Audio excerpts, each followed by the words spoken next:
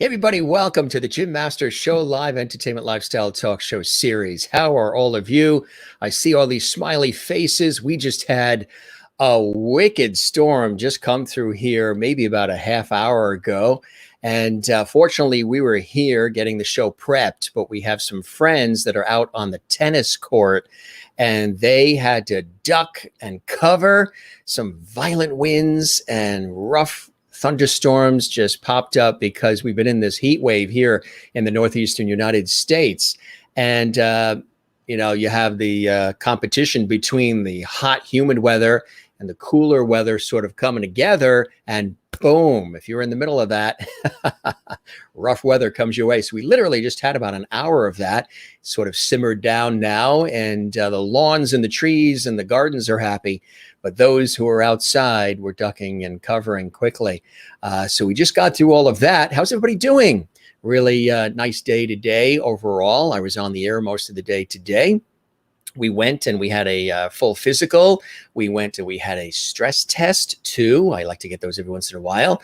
Passed with flying colors. Everything is perfect and in good shape and good health.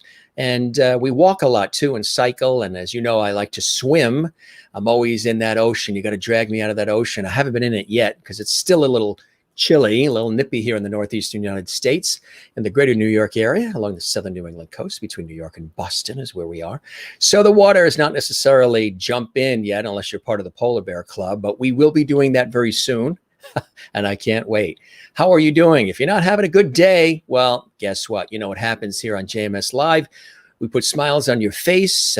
We turn you on with great entertainment, inspiring conversations, light, love, levity, and our infamous, it's really becoming amazing how many people know about our levity here on the Jim Masters Show Live. It's really cool. If you're watching live, welcome. If you're watching this later on in the archives, thank you very much as well. Drop a comment and a like on the video on our YouTube channel. You can comment if you're here right now live with us during the chat on our YouTube channel at Jim Masters TV. But we'd also love it if you can click like on the episode that's on our YouTube channel, Jim Masters TV, and also drop a comment. That's really important. YouTube likes to monitor all of that for engagement, and we're very engaged here on the show, as you know, very viewer-centric. So we would love if you do that on the YouTube channel itself, which is Jim Masters TV. And if you haven't, we would absolutely love it if you could subscribe to the channel. That really, really does help us. A lot of times people say, well, we love your show so much. We want to do something for your show. We want to support your show. We want to help the show continue to grow and expand. Again, it was 1 year ago plus when we turned on the lights and decided to create the Jim Masters Show Live Entertainment Lifestyle Talk Show series. And we have been going at it day in and day out, 7 days a week, sometimes 2 shows a day, over 410 episodes live, 7 days a week, balancing it with the rest of life and work in the industry. And a lot of work goes on behind the scenes here at the Jim Masters Show Live, a lot of production, a lot of hours, and all the support. We really appreciate the love, the tagging, the sharing, everything else you do. We also have Super Chat, where your highlighted comment will be shown on the screen with special colors. There's the super emojis now. That's something brand new that YouTube's doing. Those are great, and that big time helps us continue to deliver the great content as well. But subscribing to the YouTube channel, Jim Masters TV, and sharing it, telling others about this show and about our channel would be great. Don't forget to click that notification bell so you don't miss any of JMS Live daily episodes, plus our pop-up shows as well. Good to see everybody. Sherry says, please keep it. We will keep the show as long as you guys are here. Absolutely. And she says, hello all as well. Jane is watching in Sweden. Hello, all lovely family. And Jim, good to see you as well. Merlin is here. So happy to hear Jim. So happy to see you as well, Merlin, in Ontario, Canada. Kathleen Walker. Hey, Jim. Hope all is well. Hi, everyone. We are doing well. Juanita says, I love thunderstorms. Well, you've certainly had your share of rough weather of late, right? With floods and everything else there in South Africa. We really don't have those in the Western Cape, where I grew up. In other parts of South Africa, you did as well. You want me to keep the weather too? The weather now is in the mid 80s and the humidity is gone. So those storms came and washed away the rough heat wave that we had. So that was good, actually. You know, I guess no pain, no gain, maybe. Welcome to the show. Hello to all the lovelies watching around the world. Again, subscribe to our YouTube channel, Jim Masters TV. Click the notification bell so you don't miss anything. Tell all your friends about it. Hello, Jim and Lovely Squad from Juanita in South Africa. Crystal Nolan is here.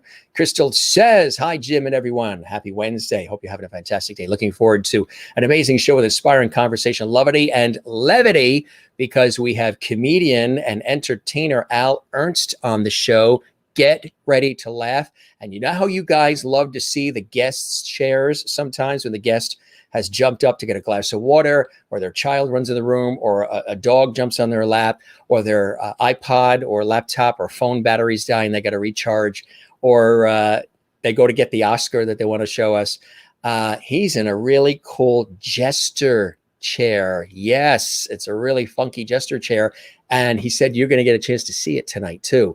So another guest chair. I hope you're keeping score of how many guest chairs we've seen on this show, and the guests have had to just jump up quick. Mary Bishop's in Florida, where our guest happens to be tonight. Our guest is live in Sarasota, Florida, getting ready to get out back on the road and tour. Hello, Jim and lovely friends from Mary Bishop, who is watching in Florida. We welcome you as well. It's so great to have you here on the show, everybody watching. All the great loveties. Again, the loveties here on JMS Live. There's the Lovely Squad, and then there's the Troupities, which are the diehards. Hello, Jim and all loveties. Merlin is here. Ann in Jacksonville, Florida. Happy Wednesday, Jim and lovely family. Good to see you. Jen is Zen. I'm so glad you're safe and sound after the deer jumped in front of your car. You had to swerve. There were people behind you in Pennsylvania. We're so glad. Sending us some lovety, double lovety here. Good you're all right there in the mountains of Pennsylvania. And checking a couple more here. So nice to see everybody here. Again, Jane is here as well. Thank you, Jane. We appreciate that. It's late where she is watching right now live in Sweden. Special guest, good guy, very funny guy joining us here on the show is Al Ernst. Yes, he is originally from the United States. He's a good friend of Marty Thompson. You know, Marty is a big fan of our show. There's Al. Al, again, has appeared on stages, cruise ships, you name it. He's been doing it for a long time. And it's my pleasure to welcome him in his cool jester chair live right now from very hot, very humid, from what he said, but beautiful Sarasota, Florida.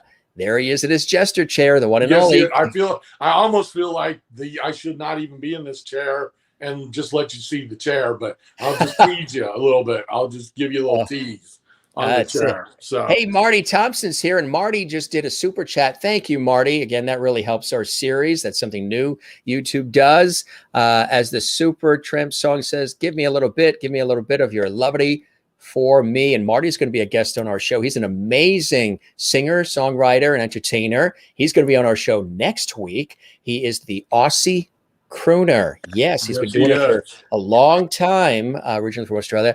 Thank you, Marty. That's a beautiful thing to do. And as well in Ireland, Chris is watching. Happy Wednesday.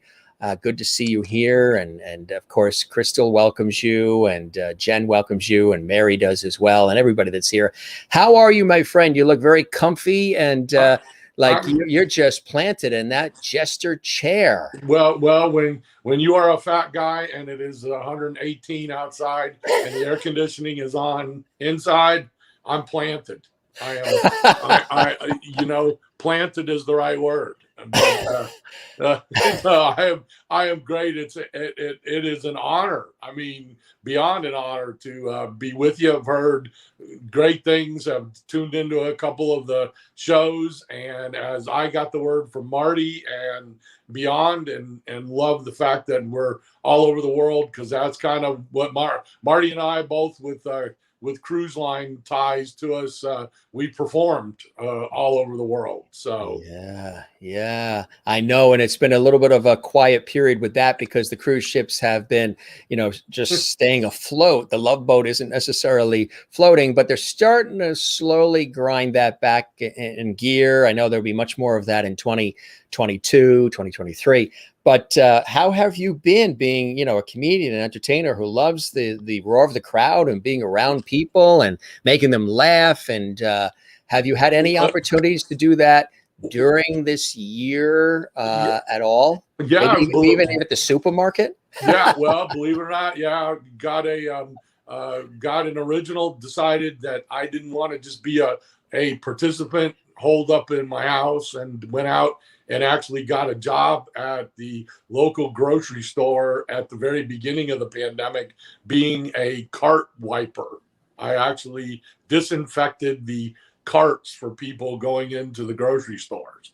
And so you're actually, well, you're a true professional. You're a CW. That's right. That's right. Well, you're a CW. Thank you. That's exactly it. And what made my day better was the fact that I still had that little bit of interaction with people who we didn't know what was going on, didn't know what to do, and nobody knew. And what amazed me is that, at least in our part of the country, and I think most of the United States through the pandemic, was that that for some reason they thought with COVID meant that we would have no toilet paper.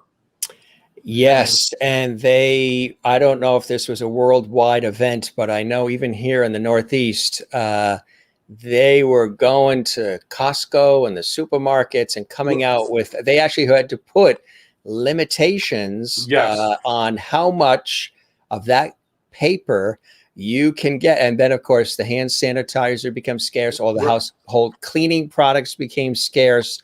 I mean, they really, I said earlier, I think 6 months ago when it first happened, Al, I said, I walked into one of the stores and we saw that the toilet paper was no longer there. And I said to the clerk, what happened? Did they wipe out the paper? Thank you. Good night, folks. Good night. You've been a great Yeah. No, here's the funniest part is that down in Florida, which is obviously a real retirement area, they did a special opening of some of these grocery stores, like early morning, 6, 7 a.m., just for senior citizens. And believe it or not, these seniors would follow the delivery trucks to the back bays of the grocery store, sit in their cars and watch them being delivered. And then when they opened the store, they would wait for us to roll the supply out. You can even get it on the shelf, and have two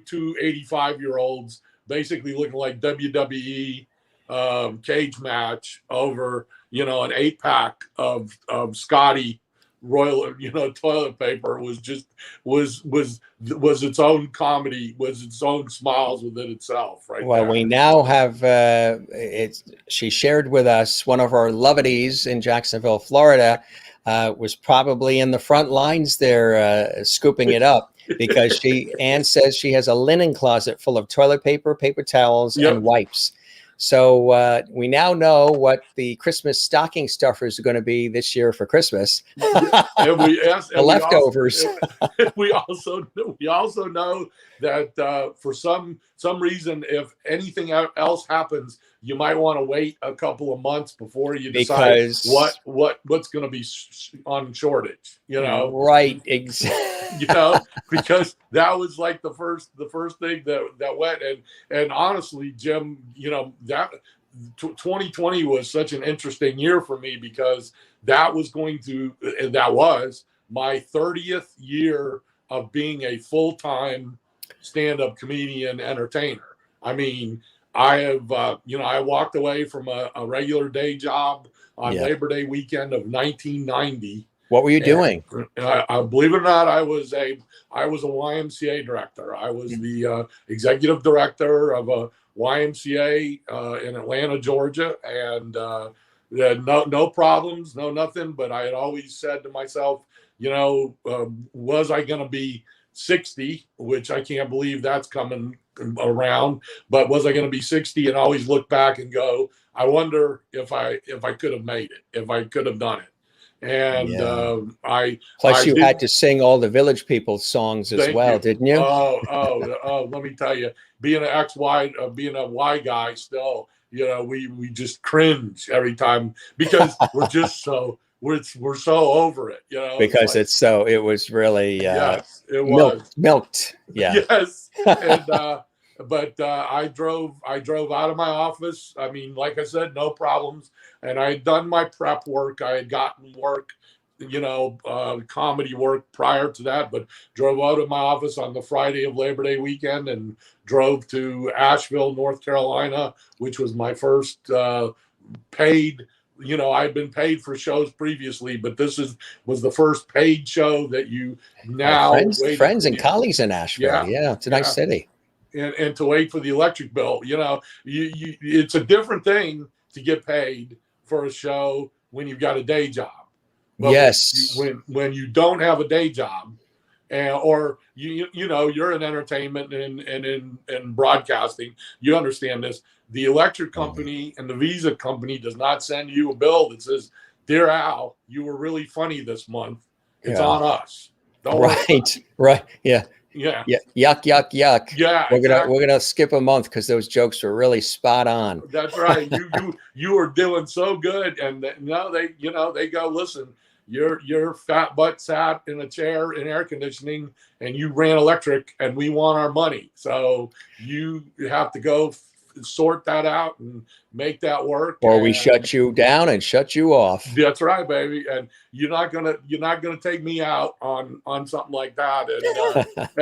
And so there I went off to do this to see if and when I could, and luckily was one of the guys that became kind of the tail end of the comedy boom of the late 80s and early 90s.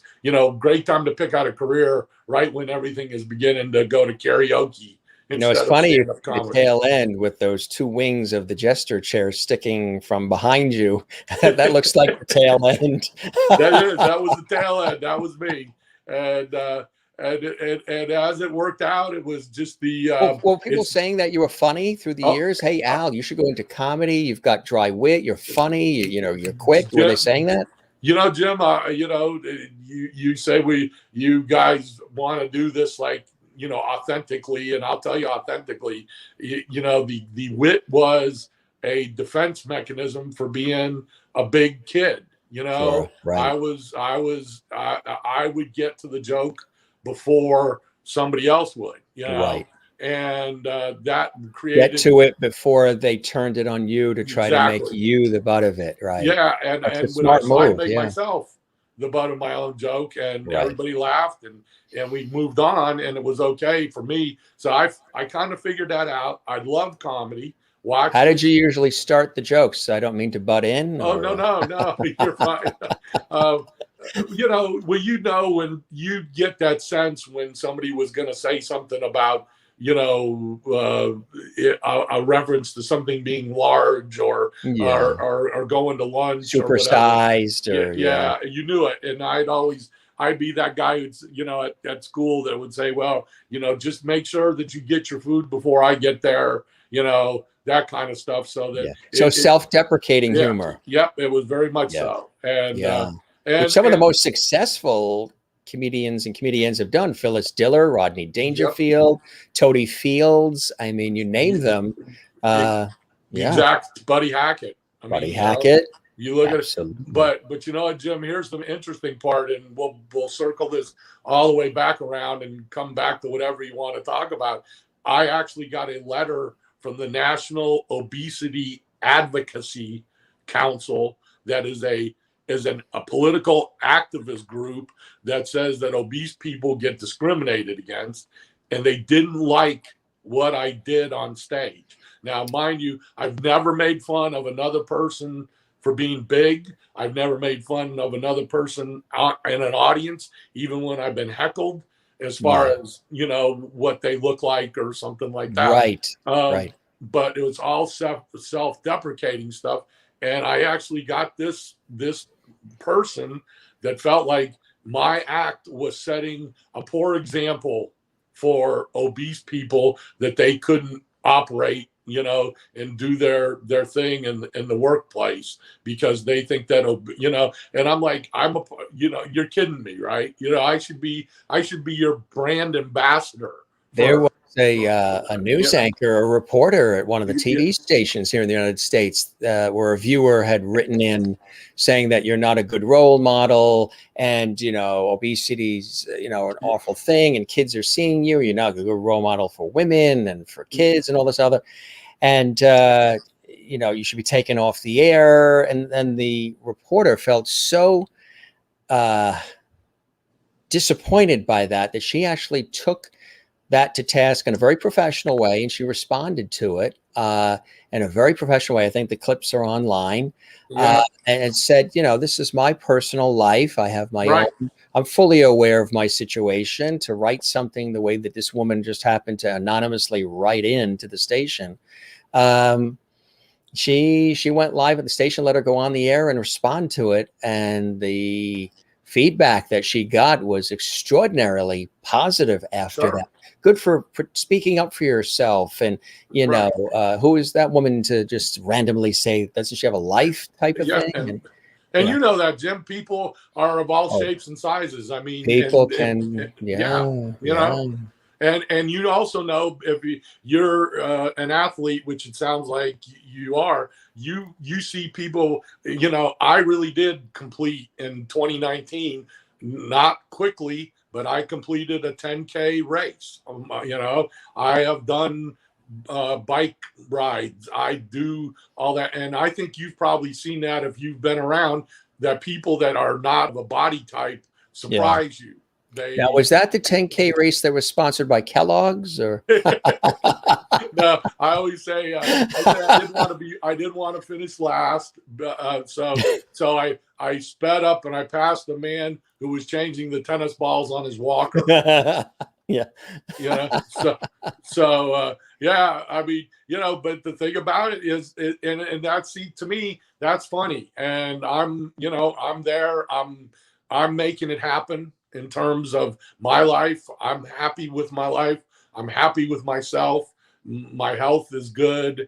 And, you know, let me do my act, because, you know, best part of being a comedian is you're gonna talk about the obvious. You know, if you don't, you know, when we had problems on the cruise ship, they'd always say, "Oh, don't say anything about that on stage." And I'm like, you're crazy if we don't say something, because everybody knows what's going on. So acknowledge it, make it part of the humor and the fun, and saying, you know, we're going to do what we can. We're going to do what we can to solve it. But in the meantime, you know, we had a power outage one time, and everybody, you know, was like, don't talk about the power outage on the ship. And I went up on stage and said, at the time, that was when the Enron scandal was going on. And I said, well, folks, we were powered by Enron, and, you know, they went out of business this afternoon. And so we had to find an alternate, you know, and everybody laughed, and there was no problems, and there was nobody getting, but that is kind of that sensitivity stuff that we now have moved into in our culture, where I almost think the political correctness and things of that nature, where you can't say anything at all. If you blink a certain way, you know, and it's a little extreme. Yep. And it's too much. And it's, you know, we get cornered. And listen, I am not, I am the least. I'm a Southern guy that, makes fun of my own foibles. I'm from Georgia. I say cross the Georgia state line, you'll get pulled over because they think you're trying to smuggle in educational materials. I mean, we're not. Yeah. There's some people that are not the brightest bulbs on the tree in the cities I come from. I mean, we had bumper stickers on the back of our cars that read, "I wish my child were an honor student." They said no. They actually said my honor student just had a child. But anyway, who turned out to be the third cousin? They're right. There you go. Exactly. And I mean, as he says, sitting on his jester chair. That's right. And that's totally okay. I think, as long as you don't come at it from a mean-spirited process. One of my greatest jokes I've ever done is about a true story of a armless man, of a guy who had an arm, a prosthetic arm that happened happened for real on an airplane. I was on a plane heading, I think, from up to Baltimore, and a guy got on the plane. He had a prosthetic arm. He took his arm off. Seriously, he set it in the vacant seat next to him, so I guess he could get more comfortable to go to sleep. We hit turbulence, and the arm went flying off the seat and bouncing down the aisle, and everybody's just looking at this prosthetic. And the flight attendant goes, she goes and picks up the arm and looks at the man and goes, "Is this yours?" Like, let's see. Let me check. Yeah, possibly. Yeah, like there's a big pile of arms in the back of the plane. Is this yours? Is this yours? And, sir, don't leave that in the aisle. We can trip on it. I know. I mean, I'm like, are they in the back at the end of the flight going, all right, who left the pancreas? Somebody left the pancreas here. That's right. But meanwhile, would you like pretzels, peanuts, or crackers? Yeah, exactly. Yeah. And that's what I think has happened, and without complaint. Listen, my job is to make you laugh. I'm going to figure out that way to make you laugh. My job. Yes. So. They're laughing. The Lovedies are commenting. They're laughing already. They're saying, what a fun night. They like the stories. They're laughing already. So, and they're like, keep it coming. So that's, you're reaching far and wide, my friend. We actually have a video, which is 30. I mean, could you believe you've been doing this for like 30 years, huh? Well, now 31 years. 31 years as a comedian and entertainer. Congratulations. I don't really count the pandemic. I'm not sure if I count the pandemic or not. It's, but 30 years as a full-time stand-up comic and entertainer. As he sits down in his gesture chair, you better believe it. You better believe it. He's a sitting stand-up. Hey, I'll whatever it takes, Jim. Whatever it takes. Well, somebody else who always thought that way and was humorous and whatever it took and lasted a long time, of course, was George Burns. Man, didn't he? Yep, that was one of the classics. I love that dude. I love it. You've got something there too, don't you? Huh? Whenever I pull out the cast of characters, and I should bring the other ones out. We've got the genie bottle. We've got Jimmy the clown. We've got Silver the dog. We've got Casper. We've got George Linlin. I'm throwing look at Charlie that. Chaplin. It's Charlie Chaplin saying hello to George Burns. Hey, buddy. We both rocking. Charlie rocks the jester chair when I'm not in it. So isn't that cool? Yeah, that is cool. And they're from like the same time period too. These two fine gentlemen, Charlie Chaplin and George Burns. Yeah, I think George Burns is from every time period up till and he played God in the movie. And he was and he played God to John Denver. So how can you go even more? You can't go wrong there. That's right. There's no way when you can play God to John Denver. So. That's right. So you've been doing it all these years, my friend, and we've got a cool clip we want to show highlighting some of your wit and wisdom and humor. Can I set this one up real quick? You could preface this. You can't set it up, but you can preface it. Okay. Well, Same thing. Yeah, I know. I was gonna say For anybody that I'm confused. No, the preface is that understand, folks. As an entertainer, I always tried to find ways to come on stage without people. I kind of got away from here's your comedian Al Ernst, and what I really wanted to do was come on stage in a way that people didn't know that I was your comedian. So I came up with this character named Emmett Lee Tutwiler. And Emmett, I would go into full Emmett character even before the show started. I mean, amongst the guests on the ship, I would be this character. And I used to, and those of you, some of you oldsters out there, I'm not sure, Jim, if you're of that, if you remember the Popeil Pocket Fisherman. It Ron Popeil, yes, and Mr. Microphone and all of that, and KTEL Records, and yeah. Well, I found a Popeil Pocket Fisherman on eBay. Wow! I got it. I took it with me to the ship, and I would go out on Lido deck, and I would pretend like I was casting a line. I was fishing, out there, and I would talk to the people as they went by. In character. I'd be in total character, wouldn't let them know anything. And you could just see them going, who is this guy? What is going on? Who is this guy? Yeah. So Ron Popeil is still around. I believe he's in California. Well, but he should be. He should be owning his own island somewhere. He's got enough stuff. He had everything. Yeah. He did. I don't think he had the Chia pet. That was somebody else. No, Chia. Oh my gosh. 2 o'clock in the morning during the late movie, you'd always have those. Chia. Yeah, and you entertainment, you TV and radio types, you always knew how to turn that sound up on your soundboard so that it could be on your so that the commercials could be heard louder when you're just nodding off at 2:30 in the morning with the popcorn bowl spilling on your couch. Yeah, that's exactly. They still do that. They passed a law about that where commercials are supposed to not be louder than the shows, but now I think everywhere anything goes these days. Everything is louder. The world is louder. You notice that? We're calmer here, but the world is louder.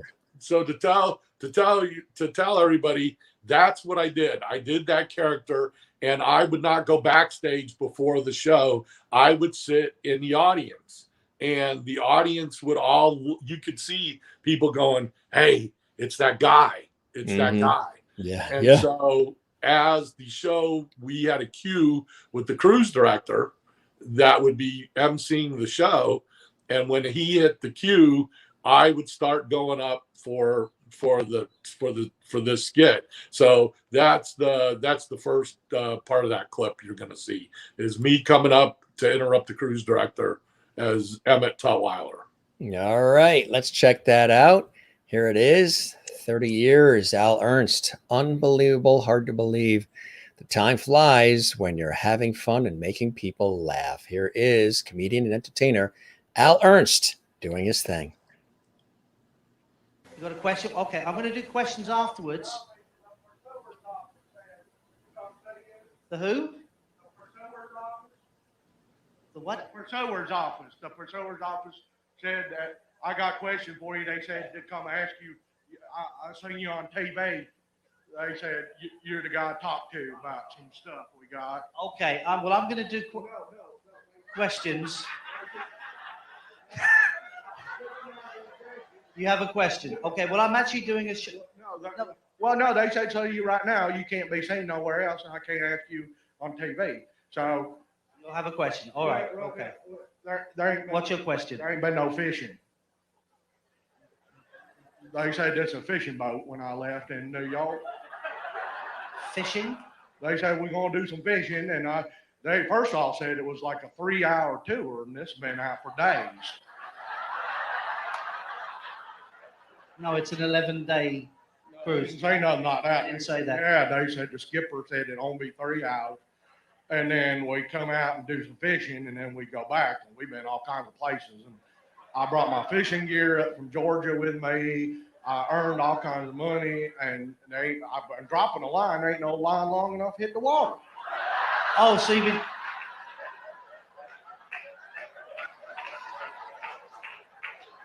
been trying to fish off the ship. I'm trying to fish off the ship, but I just can't. I keep pulling up cabin stewards every time I drop a line. Well, who sold you this? Which travel agent? Waffle House Travel.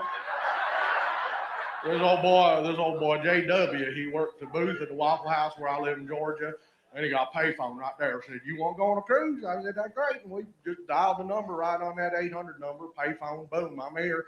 I mowed medians on the interstate all the way up here on the John Deere.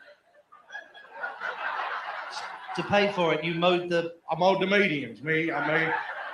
Oh, well, who are you? Who are you? I'm actually out on work release right now. Oh, okay.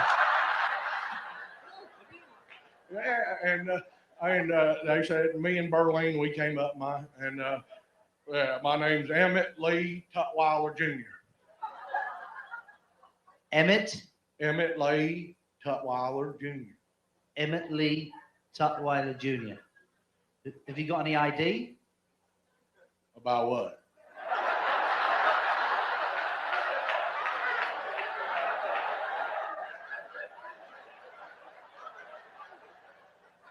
So who's Berlin?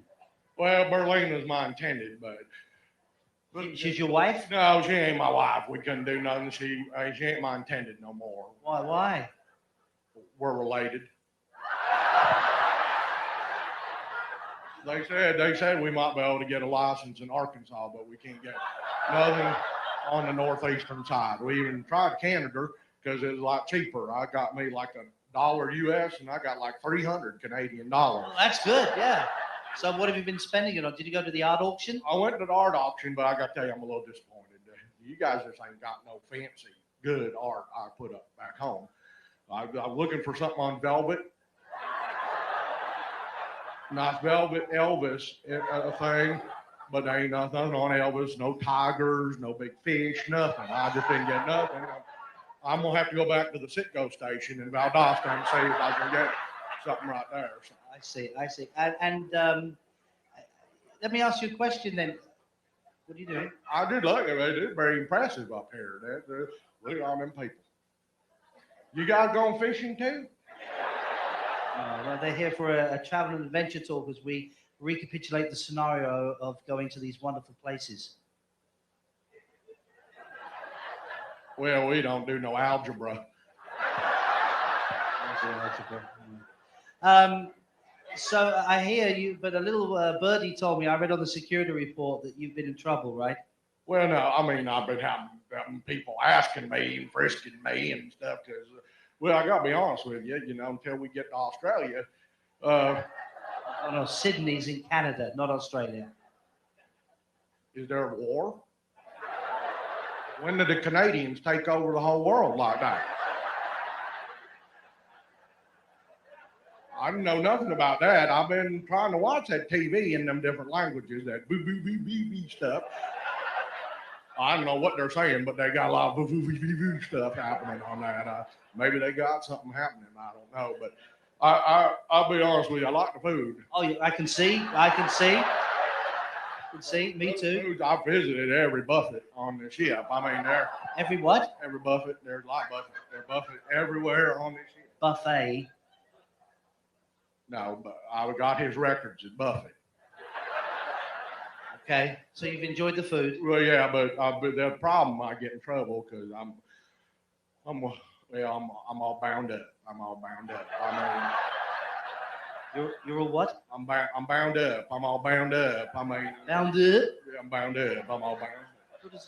Oh, bound. Oh, well, why don't you go? Well, there just ain't no place to go on this ship. There just ain't no place. I've been to the bathroom, and I've been to my cabin. I've been everywhere I go. There's that sign says, "Do not deposit bulky objects."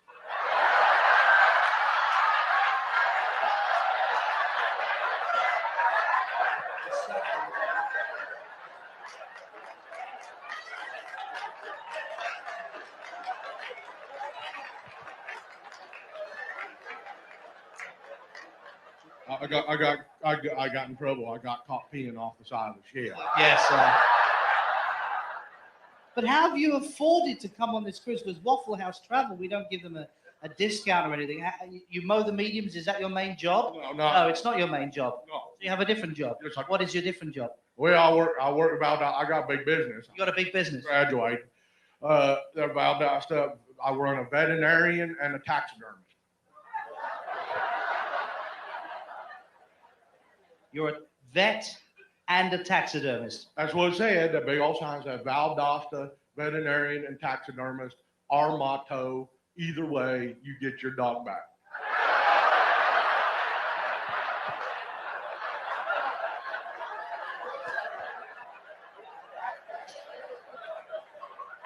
Save them or stuff them. Save them or stuff them. Ladies and gentlemen, I'd like you to meet one of my best friends. His name is ERNST. He'll be doing 2 shows today for you. A matinee comedy show, 4 o'clock.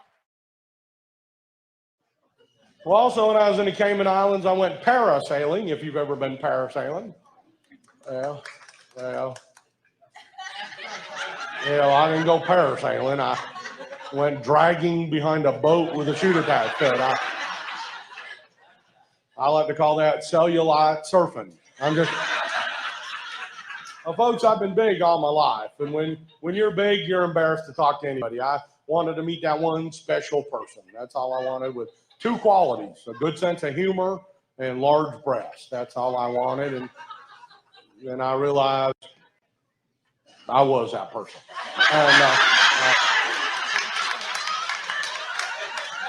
Together for my friend ERNST.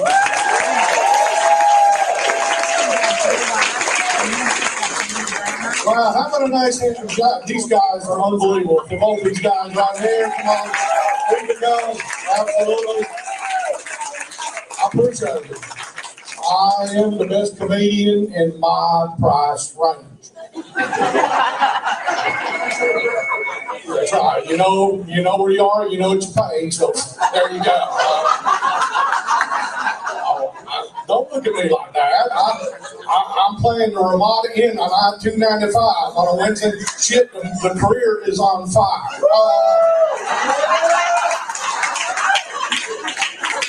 Oh yeah, I'll be at the IHOP in Baldwin tomorrow night. No, stop it.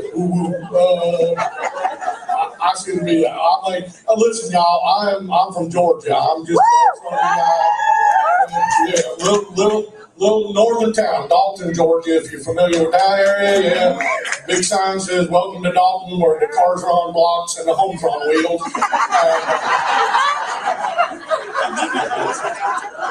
Give it. And I'm gonna start. All right, fine. You are, dude. You are looking at me like an Amish person at Best Buy.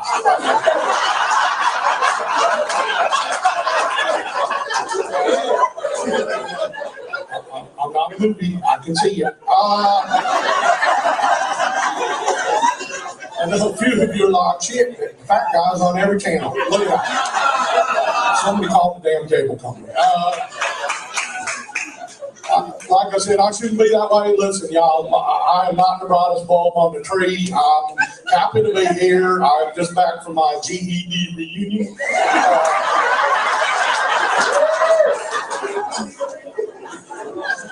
Good, all right, get it. Good, apparently if I slow down, the whole place, some of you good, some of you like, we can bring no workers. All right, it's okay. In all honesty, yeah, I actually grew up telling you about a little myself because everybody else is giving you a lot of story. I was homeschooled growing up. I graduated when I was 7. My mama just said, "We taught you all we know."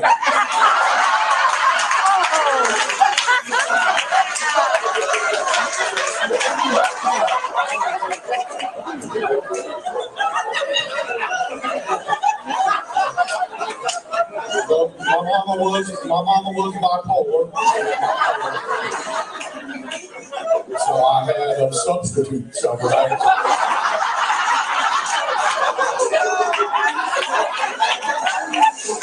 See, the day she didn't take her pills, we just watched movies and shit.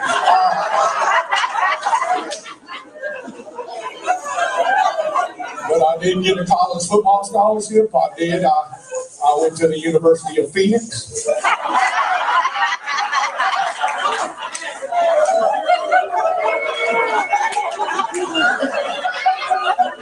That's computer school, man. The Fighting Mice.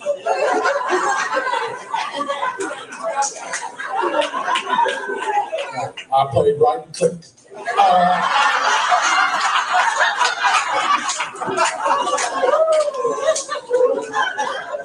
And yes, to answer the questions, I am a PFM. I am a proud fat man.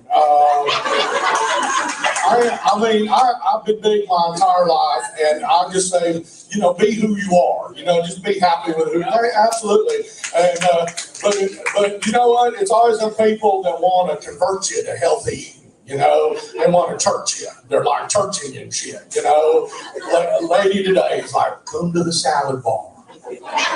See, there's a light at the salad bar. I'm like, no ma'am, I'm going to stay on the dark side with the gravy.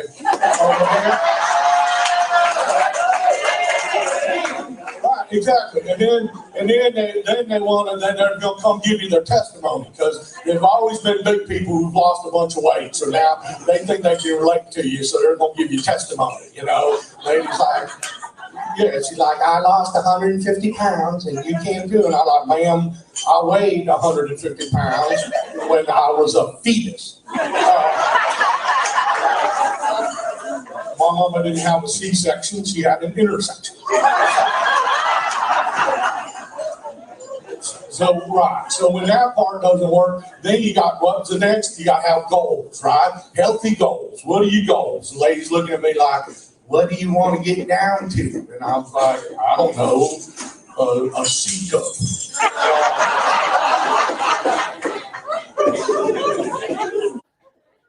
So I am glad to be in 2017, but 2016 was actually a very good year for me.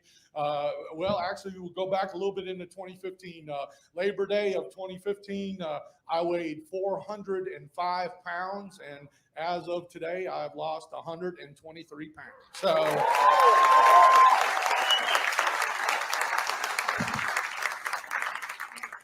I have lost a sixth grader.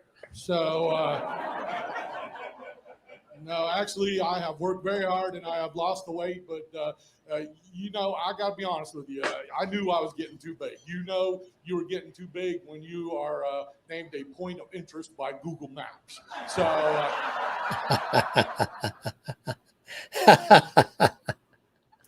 Wow. You brought a lot of memories, huh? Yeah. You guys. You just took me down memory lane right there. Yeah, wow. Huh? Yeah. Do you need a Kleenex or? I felt like, especially that beginning one. That was one of my very first trips up on a brand new ship. They had brought a brand new ship out, and we did the Canadian Maritimes, and then up to Quebec City. And actually, I departed the ship when I made the joke about Australia. Was the Sydney has there's a fairly good sized Sydney, Canada, in one of the provinces.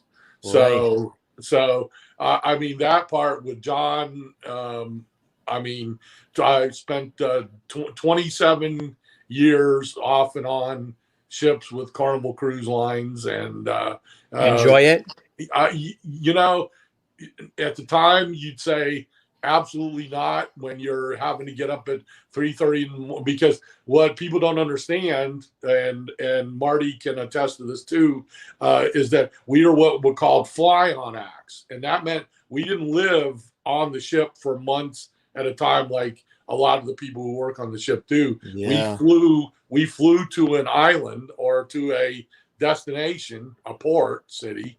We boarded the ship on that port city. We did our shows on the days following, and then we would get off in another port city and either meet a new ship or end up flying back home. So the parts that I tell you I couldn't stand was the especially after 9/11 was the alarm clock going off at 2:45 a.m. for a 5 a.m. departure to, you know, Belize or somewhere like that, and dragging yourself through to make it to the ship on time and getting through flight delays and everything like that, and then getting there and having a tremendous show. I'll never forget. Did 11 hours on a plane going to Alaska, getting off in Juneau, Alaska, and having literally 23 minutes to get my bags and get to the ship before it left Juneau, Alaska. And getting on the ship in Juneau, literally throwing my bags onto the ship, getting on, signing on, doing all the stuff, going through security, and them saying, Al, your show is in an hour. And you're just like, what happened? You know? Do you like that? Do you like that sort of craziness? Does that keep the juices flowing and keep the energy going? Sure, it did. You know, now that I look back on it, at the time, you're under unbelievable, you know, mental stress going, what am I going to say? What the worst part about any show, Jim, as far as my experience is the guys who go get in, they say, I'm going to go take my nap and wake up, you know, an hour and a half before showtime or whatever it is to go do my show. I can tell you, if I got into a deep sleep and then even with an hour and a half to try to wake up and get ready, I wasn't mentally there. I didn't, you know, I can remember being on elevators in situations like that going, I don't remember my act. I don't remember what am I supposed to, what am I going to do? Now you put me in that high adrenaline thing like you talk about.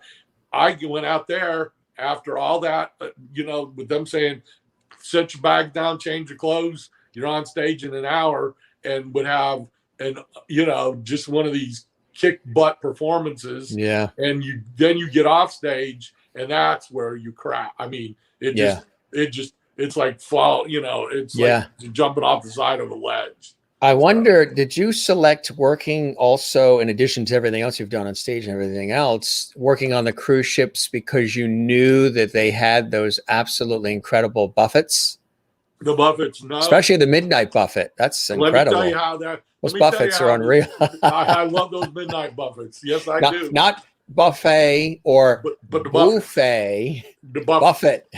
Buffets. I got, like I used to say, I got his records. That's what made me laugh so hard, because we were in Key West one time, and that was before I say Jimmy Buffett went commercial. You know, he was still that kind of that guy that everybody loved because he was so kind of the down to earth, authentic, you know, real. Yeah, you know, you pass by an old bait shop and they'd say, yeah, he converted that back area in there to his studio and did, you know, whatever album he did there. You know, now, you know, listen, the guy's a billionaire. He's a nephew to Warren Buffett. It makes sense. That's right. I forgot about that. Yeah. You know, and Julie Louis Dreyfus. Yes. Seinfeld and all. Yeah. I believe I had heard that she's related to the Dreyfus Fund. Yes. That family. Yeah. I mean, lots of dough. Yes, it is. I mean, and nothing against them, but you know, I would always believe that and so, you know, people, the old people, the Georgia, the coastal people, and Georgia and the Carolinas and Alabama, you know, they be Buffett. They're Buffett. I'm a Buffett guy. Yeah. I'm a Buffett guy. Right. So that's where that whole line of, but going to your original question about. You do a great job as that character. Have you ever thought of tailoring it to a sitcom or television or acting? Because you're acting as much as you are a comedian. You're acting there too, and you're doing a super job. Well, I wish I could have the tape. And you're in broadcast TV, and somehow if you can get a hold of WSB in Atlanta, WSB Channel 2 Atlanta, Channel 2, yep. And if you can know this, Jim, that original Emmett Lee Tutwiler, was born on the stage of the Punchline Comedy Club in Atlanta, Georgia, when the Atlanta got for the 1996 Olympic Games. Oh, And wow. when it was named the host city, I want to say that was probably 91, 92, somewhere in there. I happened to be playing the Punchline that week, and the city was in a celebration mode and everything that. And I went up on stage and said, folks, I'm really thrilled too, but just imagine what it's going to be like with some of those international people meeting up with some boy saying, giving you directions to the marathon. 20. All right, look. You're going to go Peachtree Street to Peachtree Dunwoody, Peachtree Way, and then you'll see that third Waffle House on your right, and you need to turn at the one where the A's burnt out in the sign. So it just says Waffle House. And then you're going to go by Shiloh Baptist Church. Don't go too far by Shiloh, because there's Dunwoody Peachtree Road right there, and that's different than Peachtree Dunwoody. As and I went through that character. Make a U-turn at the Stuckies. Yeah, go to the Stuckies.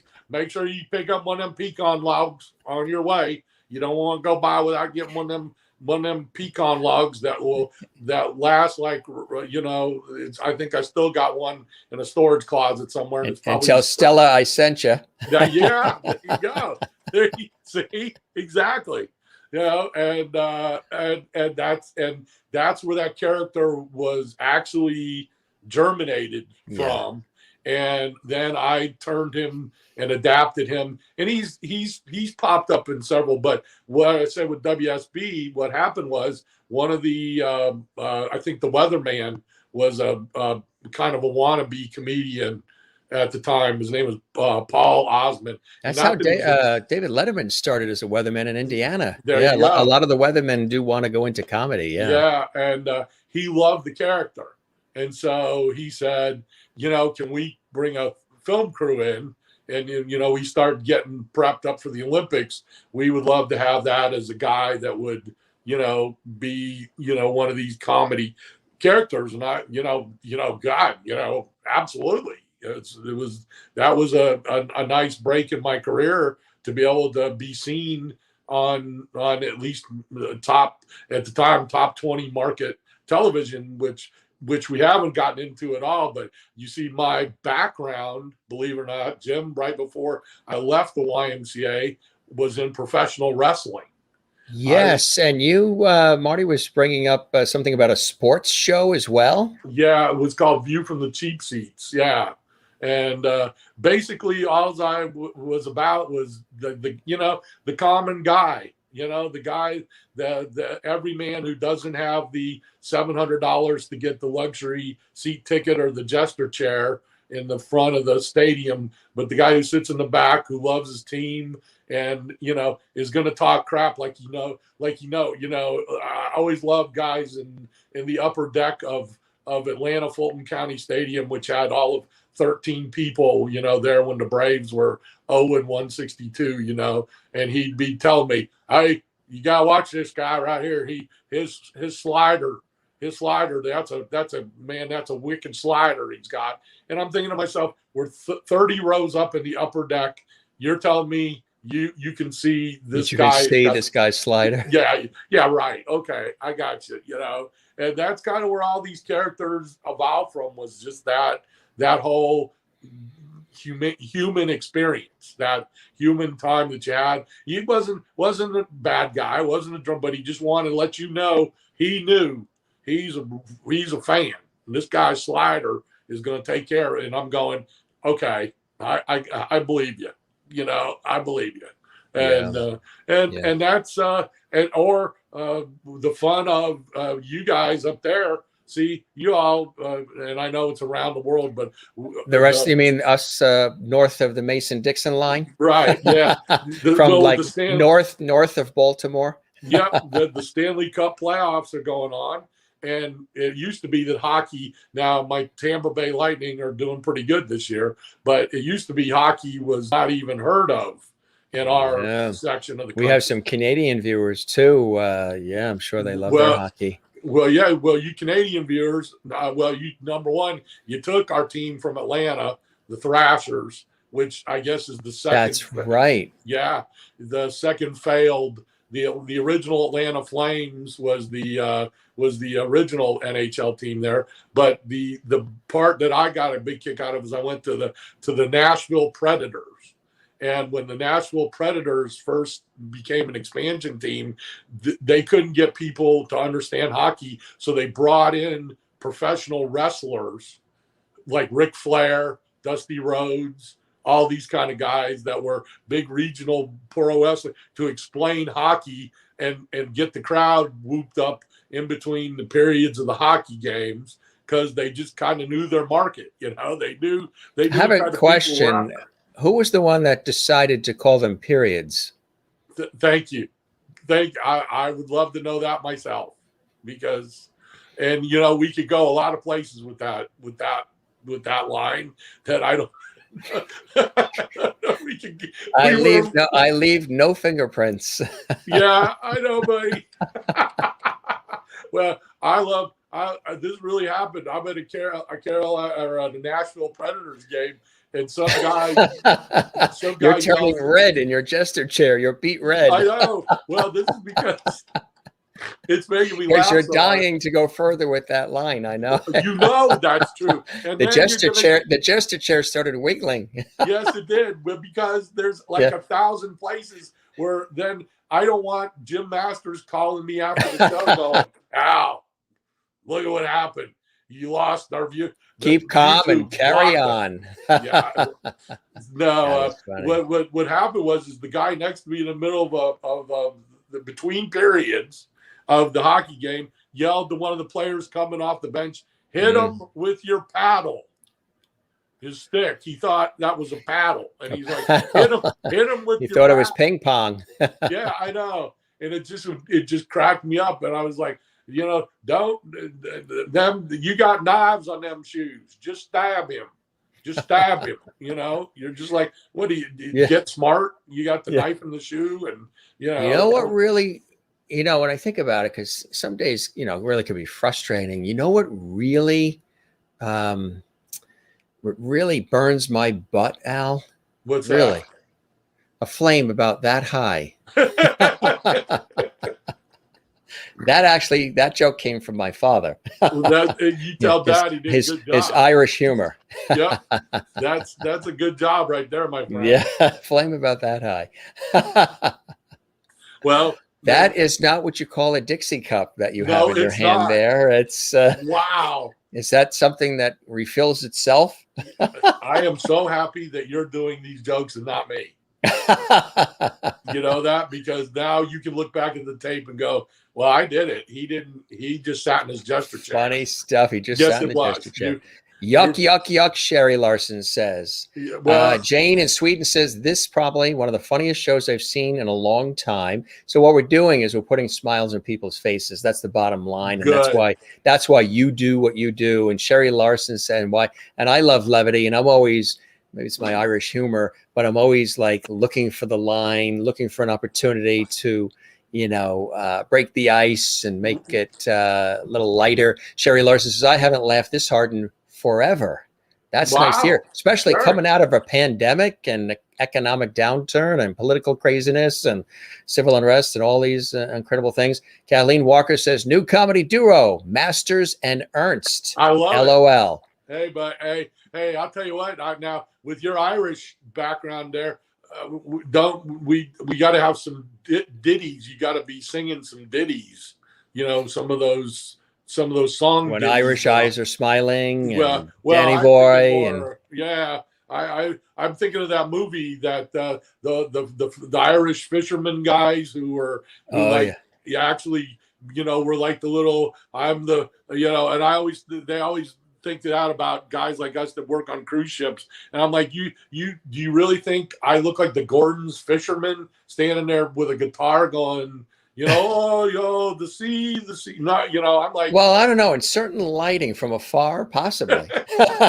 Yeah, I guess with the yellow. Yeah. Well, it could be, this here sort of, and there's certain sort of, Yeah. Well, that Listen, the shanty music, they that's said, what is I'm thinking. very, That's the what I'm shanty.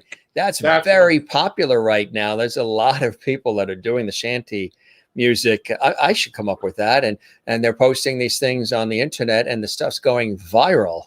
I know. Got to come up with a shanty song. I know. That's what because that's I love a that's shanty song for the yeah, levity. I know. Well, I guess there was that group that movie was based on that. Yes, right, exactly. And Yeah. they were like real legitimate fishermen that then got seen by some record producer or Yeah. something, and then actually put out actually got something out of it, which is just one of those never, as you well know, Yeah. and being in the business, all those little rags to riches we found you at the drugstore story Yes. are not really Walking down the street, and all of a right. sudden you're the one. Yeah, yeah, right. Actually, there's a little tale with that in the television business. I don't know if you knew this. Maybe some of our audience didn't know as well, that when the bigger market television stations and networks, Boston, Philadelphia, New York, Chicago, Los Angeles, the big markets. Of course, the number one broadcast market in the world is still New York. Right. Los Angeles is number 2. I think Chicago is number 3. But the news directors and producers, what they used to do when they were looking for new talent to go on the television station, maybe it's for hosts, maybe it's the weatherman, maybe it's the news anchor, the sportscaster, whatever it is, they used to, now they don't have to because, you have the internet, everything is there. But before that, they used to take a weekend or so, and they would drive to North Carolina or South Carolina, Virginia, out to the Midwest, to Ohio and other places like that. And they would watch the local news while in a motel room. Wow. And sort of scour the local stations and then see what they liked as far as the talent, and then solicit them. Hi, this is, Channel 9 in New York City. We saw you over the weekend. We would like to bring you to New York. And they would actually find a number of the talent in the Midwest and the Southern markets from just going away for a couple of days to motels and hotels and watching the local channels in the hotels and motels and seeing what they liked, and then offering them opportunities to move to the bigger markets. Isn't that amazing? Yeah, I can see where that was, because that was, the stair step that we did in stand-up comedy, in that, somebody would come, you had kind of like what I would call sister graduating cities. So yes, right.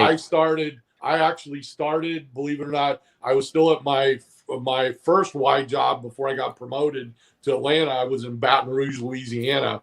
Baton Rouge. Yep, Baton Rouge. And Yeah. I loved it. And they opened a comedy club, and that's where I first went on stage. And when they kind of, quote unquote, deemed me ready, being the owner of the comedy club, whatever, you'd get an audition in Houston. You go to Houston to be seen by a booking agent and a person that could then put you on kind of like local tours. At that time, it was, through Texas, Louisiana, Arkansas, blah, blah, blah. And then if you ended up in Houston and you didn't work out, you know what they used to say? What was that? Houston, we have a problem. Thank you. Thank you, Tom Hanks. We got to have a Tom Hanks reference there. You remind me too much of Tom Hanks not to have a Tom Hanks reference. But that's how, same idea. And then when you were then ready to move on to what they call the big showcase, you'd either go to New York or to Los Angeles, and you'd have a quote unquote showcase, which the big agencies would be a whole bunch of guys in black leather and black, sitting in the Improv, in LA, looking at your set to see your set, right? Yeah, looking at your set. and seeing if you were ready to go that direction. And this was all pre-internet kind of stuff. And now, you know, you got somebody's, you know, somebody on that doesn't have the kind of production capability that you do, that juggles, you know, 3 oranges, and it becomes, now all of a sudden they're selling out. Yeah. You know, how do you feel vendors. about that? Like I've had those conversations with colleagues and friends. You know, there used to be sort of the have a swig on that. Got to have your big glass, baby. Yes, that's exactly right. That prune juice, you got to have it at least once a day. When you get to be this age. Yeah. The sort of, flash in the pan, overnight success sort of way, you know, the TikTok way of doing things where, you know, you could sit in that chair and do, you know, wiggles and just record it. Forget about the 30 years you've put in of blood, sweat, and tears. Yes. But you could sit in that jester chair and say something outlandish and just wiggle for 7 seconds and then post it. That might supersede and override the 30 years that you put in. Is that great? It's and I know that's on your side of the business, and it's really on my side of the business, because all these years that I put in this time, that I know I can go out and put out a show anywhere for anybody that I guarantee you they will tell you it's one of the funniest. I mean, I do have that confidence in my ability to go out to just about any audience. I'm filler for the YouTube 7-second guy who now sells 200 tickets to a local show, bring his, and they're not even doing anything new on stage. The only thing they're doing is re-showing their YouTube videos. How does that make Al feel? Oh, well, it makes Al feel poor, because Al watches. Does that anger Al at all? Yeah. Well, as you can tell, it kind of brings out the pro wrestler. I can tell, because you're leaning closer to the camera. You're looking straight at the camera. I mean, well, look, man. You know, here I've crafted. You know, you can call funny, right? You and I just improv off of each other, great. But you know, and I know we craft stuff. I listen to that video and go, man, I remember how I got to that bit, or how I did this and did that, and worked at this thing for this 30 plus years. But yet I'm the guy who's going to get paid okay, not great, but not terrible, to fill 45 minutes with a crowd that's there to see a 2-minute YouTube guy. And the 2-minute YouTube guy is going to walk out, if the tickets are $20. You know, I'm not trying to let out the industry secrets here, but if the tickets are $20, that YouTuber guy is taking 15 of those $20, and he's selling 200 tickets, which may not sound like a whole lot, but you start doing the math, and I can tell you, you begin to say, if I could do that twice a week. So that's what I was going to ask you. Have you toyed with becoming the YouTube guy? Because it's like, if you can't beat him, join him type thing. No, no. And here's the reason why. The reason, and this isn't just to say, you know, I've kind of been able to find you, but I'd rather be a skilled guy on a Jim Masters TV show than to be a goof on YouTube and hope that one of my videos goes viral. Now, would I be goofy? I mean, that's part of my act. Sure, I'm going to be goofy, but I would much rather be that comedian, that a guy like you who does professional production and has real talk, be with, than be my own. Hey guys, I'm gonna throw the mattress off the top of the roof.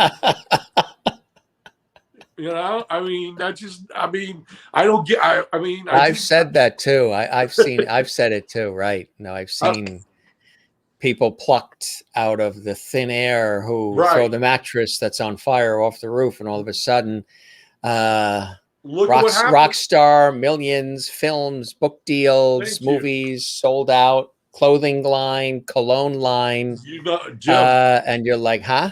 what happened Sunday Why, night? why did we go to college? Exactly.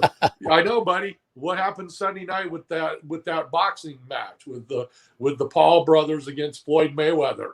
I mean, that is just stupid. I mean, if I went back and looked at these guys' YouTube channel, and literally that's where I get the mattress line. They're like, we're getting a new bed, so we got to get rid of this mattress. We thought if we burned it and threw it off the roof, that'd be. And that really.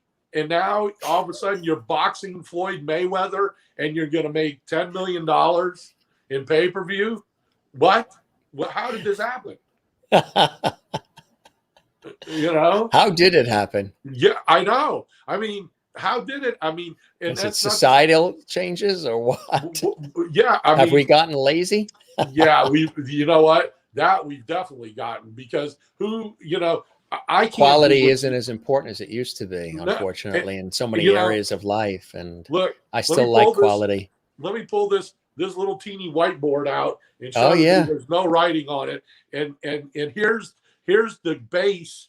I can grab a pen and put writing on it, because here's the base of would I love to learn how to run a Jim Masters quality video production just like he's doing right now? Absolutely. And have a little insert there that says live from Sarasota, Florida. You better believe it.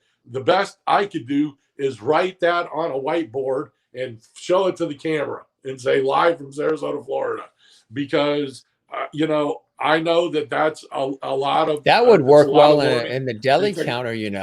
Yeah. Serving number 31. Thank you. Did you want salami or turkey? That's right. Yeah. I'll take a quarter pound of the honey roast. I mean, it's just it. But see, that's your supermarket training when you were doing that. Look at me. I am not only.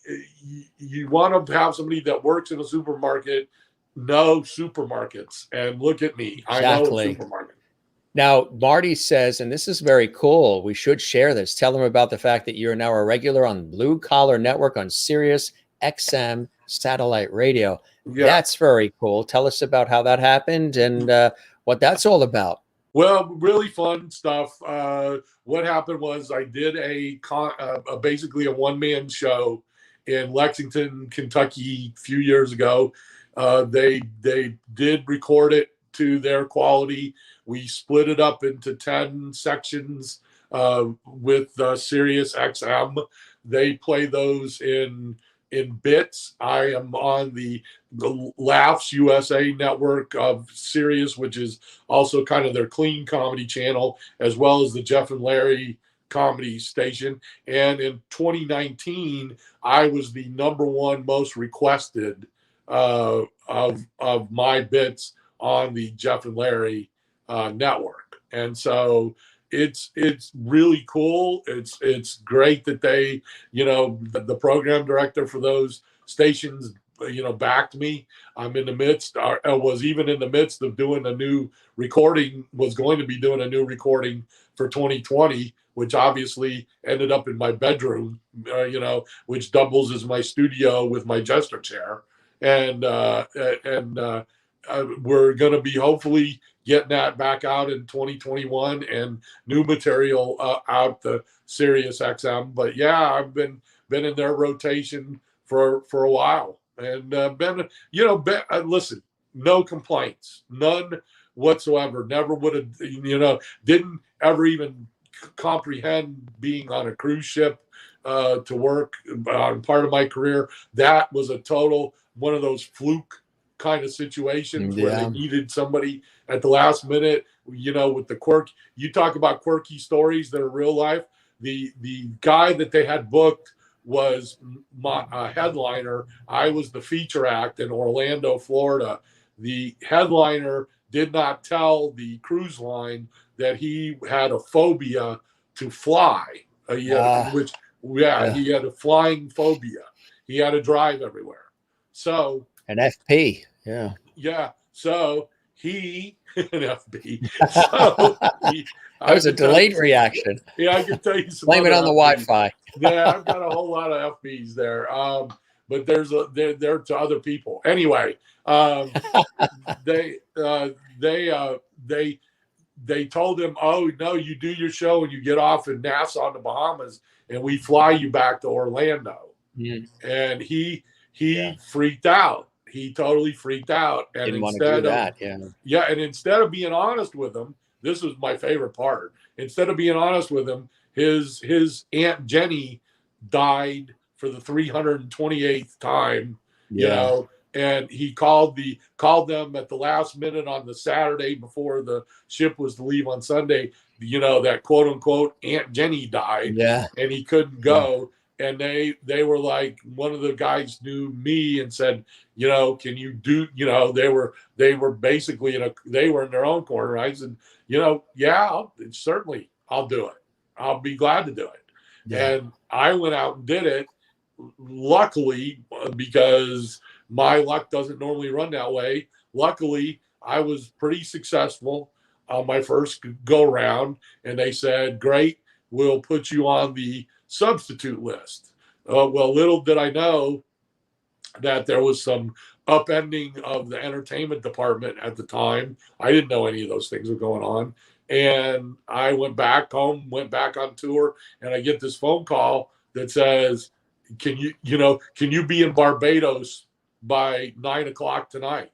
You know, and I'm like, what? You know, what? You know, I'm the new entertainment director, and we don't know, and we don't have somebody meeting a ship. You know, if we get you a plane ticket, can you, fly from Atlanta to Barbados? Absolutely. And next thing you know, I'm paired with Marty Thompson, and I'm working the main stage of a Carnival ship. So amazing. Speaking of carnivals and things of that nature, tell us about the room that you're in and that incredible jester chair that you're in. Where did you come across something like that? That's cool. Well, it is actually, I'm going to confess on YouTube forever and ever that it's actually a theft. All right. This is, I've stolen something. Here's what happened. When I became this is where we slip in the opinions of the guests do not reflect the Jim Master show. Theft. You know what we call when somebody announces that there's something that they haven't announced before? Yeah. No, here on our show, because we're professionals, we call it a world premiere exclusive. Okay.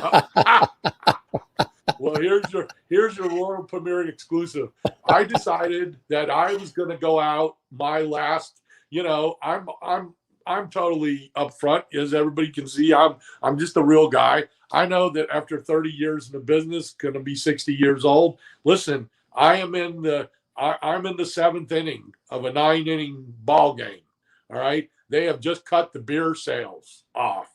So I get it. So I got my last and the hot dogs too in the business, and I said I want to be a jester because I think jesters are way cooler than jokers. Jesters had something to say and describe. So I got into this whole idea of Mardi Gras and jesters, and I said, I've been that road dog. You can say I've been a ship dog and a plane dog, but I've been that road dog for 30 years. So I'm going to be the jester dog, and that's what I'm going to be. And that's it. And there Let's you go. Let's see that cool chair.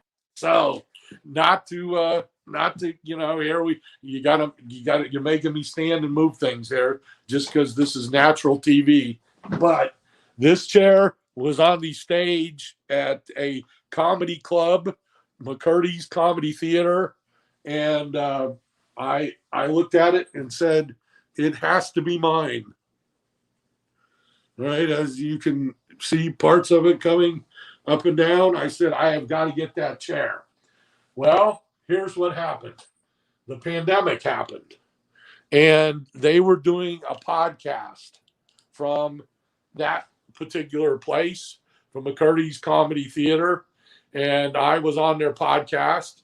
We were all in masks sitting there talking, and I just basically said, hey, I'm taking the chair.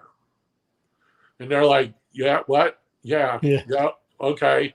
And I think they thought it was just me being joking or whatever. I'm taking the chair. Yeah. I'm taking the chair. And basically the podcast ended and nobody stopped me. And I picked up the chair and walked it out the door. They had already Googled the wrestling background. They knew not to. And I put it in the back of the car, and I drove it home, and I brought it out, and I said, you know what? Until they call me, I'm not going to say a word about this. I'm just going to take the chair. And here we are. Cake. Yeah, Jim, that was in March of 2020. This is almost mid-June. And you still got it. And nobody has called me on the chair. Until they watch this, and tomorrow morning. Somebody's going to say, Al, we want you may have to glue yourself to that chair effective right now. Yeah. You take the chair, you've taken me. Okay, right, okay. You can keep the chair. You can keep the chair. Well, they don't know what's happened on this chair since they've lost it. And a lot of jokes, a lot of puns. Yes, there are. Hey, Charlie. Merlin in Canada says, neatest chair so far of all the chairs we've seen. Juanita in South Africa says, chair time, very cool. Sherry Larson says, too cool. And Kathleen Walker says, that is the coolest chair. Jane in Sweden says, pass that chair over to me, Al. You'll have to get it over the big pond and get it over to Sweden. She loves it there. And then Marty says, hey, Al, is it true that you adopted a son? I adopted my wife's Don, and it was the best thing I've ever done. Yes, that is true. Later, late into life, there's an entire section of my show about it, and going through the entire process of being. How has that changed your life? Well, I mean, think of it. You go through that. You go through a pandemic. You try to explain to them that things.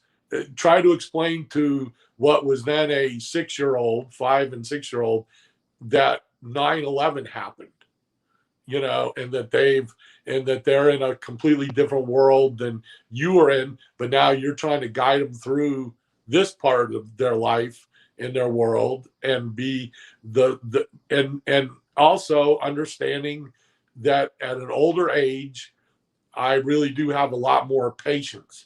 I think if there was a way of switching things around and giving, you wish your body wouldn't give out, because, he loves to play baseball. And one of the things, I always call it is you want, playing catch, like the movie Field of Dreams. We don't play catch, we play fetch, because he throws it over my head. I go and chase it down. Fetch. Yeah, it's fetch. I throw it. He misses it. He goes and fetches it. And the dog just is pissed off, because he doesn't get any of it. That's right. He gets nothing. He's like, what? Well, that's supposed to be my job. What are we doing here? And it's been, it has been one of those, and to understand that you're responsible, like I said, that's why do you think I lean forward a little more when I talk about a YouTuber with 20 seconds of something that's selling, making 10 grand a night, and they're saying, well, we just need you to fill in that show, do a good hour, and we'll give you, there's a crisp $100 bill for you, Right. Because you're going, hey, listen, man, there's only so much toilet paper you can bring home from the grocery store. Exactly. You gotta, right. So yeah, Marty, I do agree with you, buddy, and it helps you set the right examples. But I hope most of all it helps him to be himself. That's what I want him to be, is the kid that he wants to be. I don't because of what the background was and coming to us, I don't want him to feel pressure that, if somehow something screws up, that he's in any there's no danger of, like you're going to return a toy to the toy store or something. Right, exactly. And or somebody's going to knock on the door and take them away. Right. So, Right. yeah, from a heart standpoint, it's great. From a sleep standpoint, it sucks. It just totally sucks. Well, how old is he? Now 8 now. Yeah. So, I mean, it's just like, really. What a blessing, huh? Yeah. Especially when I'm, it does. It forces me to stand outside 90-degree heat and swing a bat and do things. Yeah. But I'm going, aren't you ready to go in? Come on, man. Aren't you ready to go in? Really? Right. He's a bundle of energy and spunk and and keeping you running circles around you. Right. Well, and that anybody running a circle around me is a marathon. So it does, but it's great. I love it. I wouldn't trade it, and we got a big future ahead of us as we take off for a couple of gigs this summer. See a couple of nights of comedy, couple of nights of ball games. So how's that feel? You're going to eventually very soon get back out on the road. We've had an extraordinary year where everything's been shut, closed. Everybody's been social distanced. Everything, nobody can be together. Well, can't even hug. Florida. Oh, that's true. Florida is a different part of the world where. Right. None of it didn't even exist. It just flew in and flew out in March of last year. We had it for an hour and a half, I think. We had it for an hour. You just had it for an hour and a half down in Miami. Yeah. And that was about it. And they went, See, I'll take a drink to that. But So when you look forward, what are some of the things on your bucket list and some of the things that you still would love to do, Al, that maybe you'd like to do more of, or that you haven't had a chance to dip your feet in yet? Well, sorry, we don't have any time. Thanks for joining us. No, no, one man. I want to finish that one man show. I really do have a one man show. You're going back out on the road, which is cool. Yeah, that I want that. But see, I always believe, the times have changed with the cruise line, and I have no grudges, no hard feelings. I wish them the best.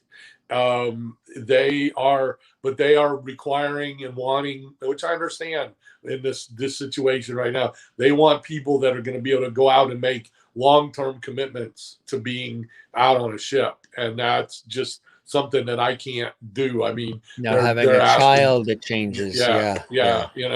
So I want them to be successful, and I want everybody to be happy. But I think there's still one more step on that rung. I always kind of look at things, sort of like a movement. There's one more step there, and I think that is to maybe tour some small theaters, do the one man show. Is there a venue you wish you would have an opportunity to play at? Up in your area, the one I want to come back to is the Katharine Hepburn Theater. Oh yeah, the Kate. Yeah. Yes. I'm sure. I know that place intimately. I've been there. I've emceed events there. I know the people that run it. Yeah. Well, please send them my year. This has been, and gosh, got to be now close to 10 years ago, probably, when I played it the last time. But beautiful place. That's the Kate. That. They called it the Kate. It's the Kate, Katharine Hepburn Cultural Arts Center. It's in a theater where people perform. I mean, it's in Old Saybrook, Connecticut, where Katharine Hepburn had that beautiful house jetting out into the Long Island Sound in the Fenwick section of Old Saybrook. Beautiful area. So they paid homage to her, to Katharine Hepburn. One of my favorite runs I've ever done has been up into that area of yours. You know who lived next door in the neighboring town to where she was living? Was that in Mystic? No, that was she's originally from Hartford, Connecticut, but so she returned home after leaving Hollywood and had a beautiful home in Old Saybrook there. Right next door in Westbrook, and you would see him in a Corvette, a black Corvette, driving around town, going to the post office, going to the deli for a sandwich. Very approachable. Art Carney. Really?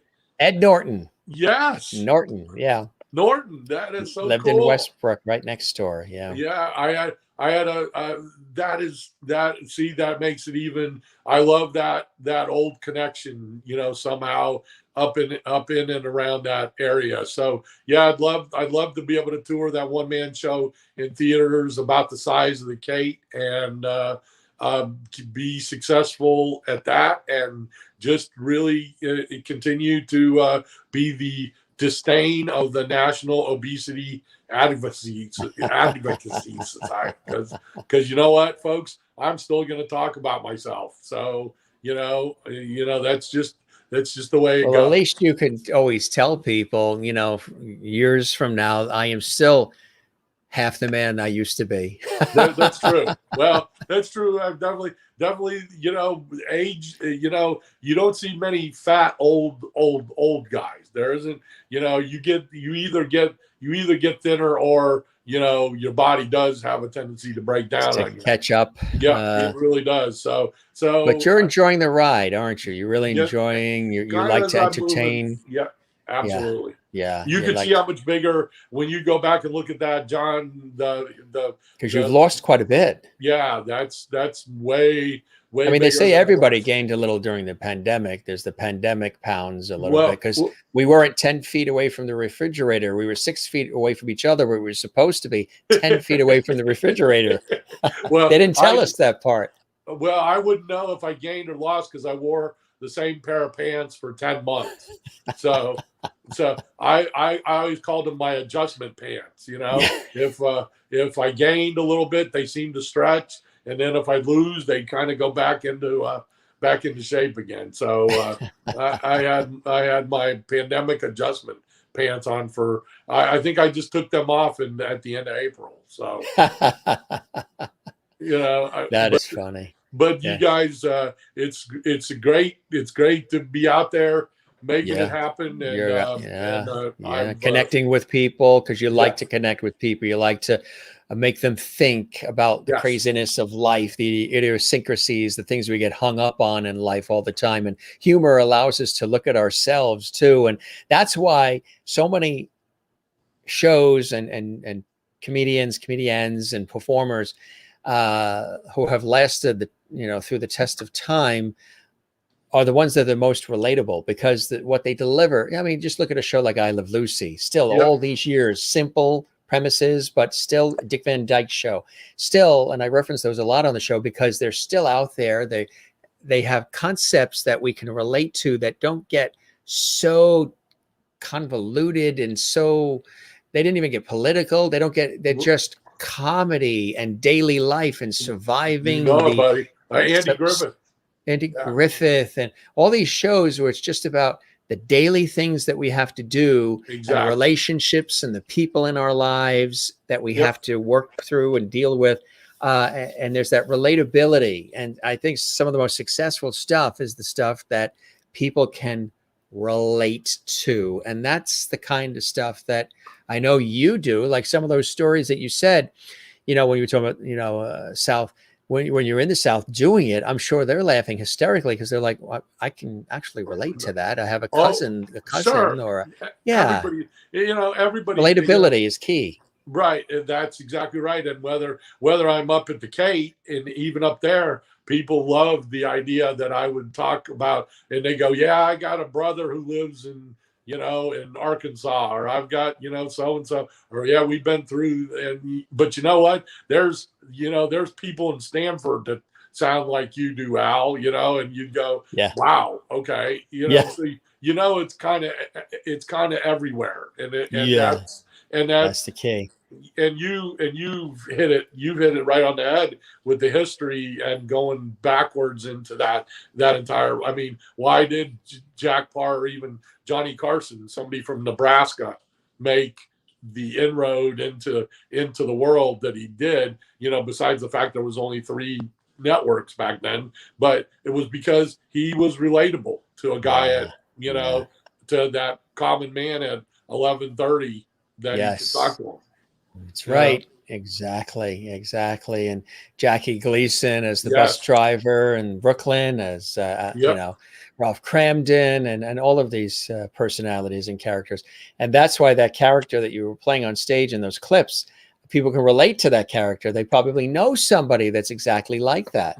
They've always got a story to tell me that, you know, and I talk about my mama the same, you know, my mom's now 89, but I mean, God bless her. and she's, you know, I always say, I mean, she lives in one of those old people cities in Florida. We have entire cities of old people. And I mean, they're all, I told one lady to act her age and she died, you know.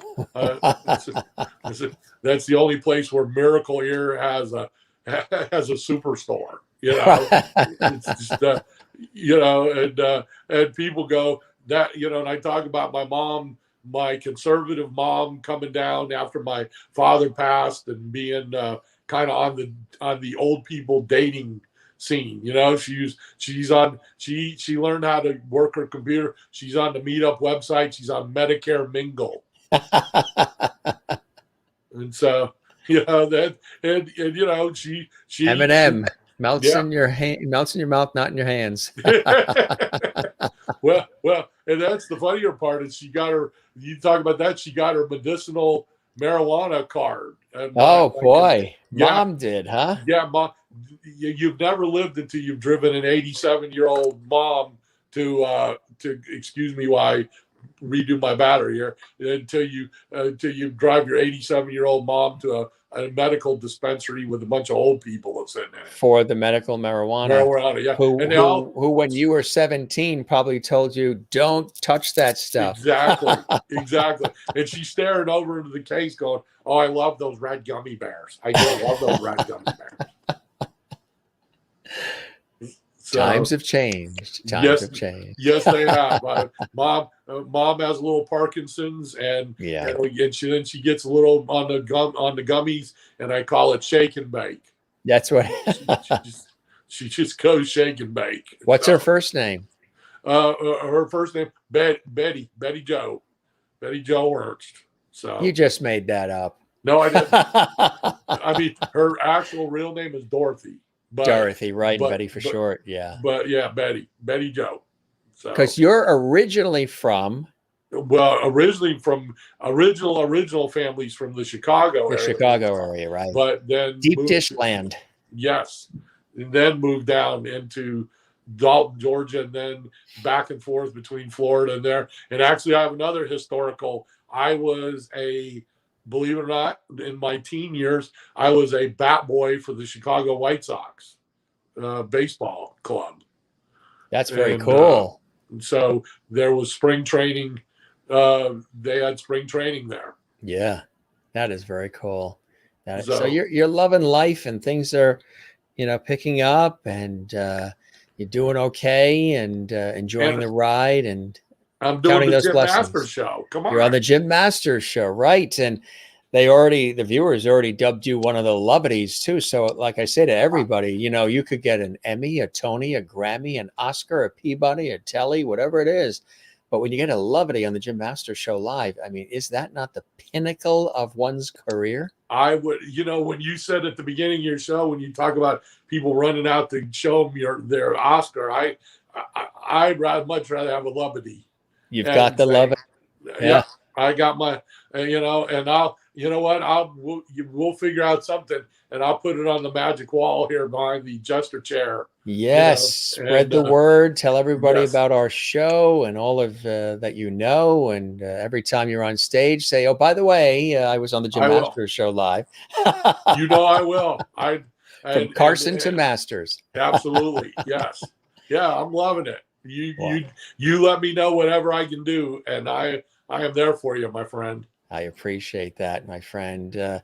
This was really, really fantastic. You know, we almost chatted for 2 hours, and people always say it never feels like that because I try to do it freestyle and conversational and warm, and we go in a lot of different directions. I don't, you know, script anything or teleprompter. Some people say, "Oh, we have to talk in advance about what we're going to talk about, or questions in advance." I'm like, you know, in some of my professional work, we have to do that. But here on JMS Live, we just have a good time, and we all learn and we all share, and we celebrate. We all, you know, come together in this unified way. And I think it's well, and I got a place to send my chair to Sweden to hide it out in case. Well, you're going to have a little bit of a battle, because Sweden wants the chair, and then Maureen in Arizona has laid claim to that chair too. Well, so you might have to split, you know, where the two things go like that. You have to split it.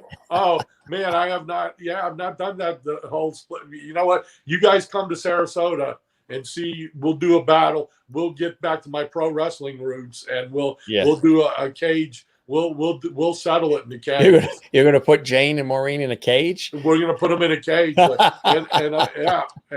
I'm gonna be. I'll be doing the announcing for the. You got that, chair. Jane in Sweden and Maureen in Arizona. You're gonna be in a cage battling each other for the jester chair. For the jester chair.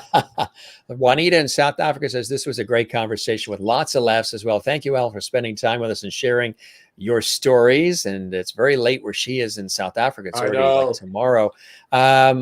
Jane in Sweden says, wait, Marina in South Africa, bring it on. Thank you for Trevor Noah too. Oh yes, that's right. Yeah, bring it on from Maureen. But I love him. He's one of my favorites. And so bring it on from Maureen and Juanita with Trevor Noah coming from South Africa, right? And he's on Comedy Central. That's right. He came from South Africa. Maureen says, bring it on. So she's in Arizona. She wants the chair. I'm loving it. I'm loving it, Maureen.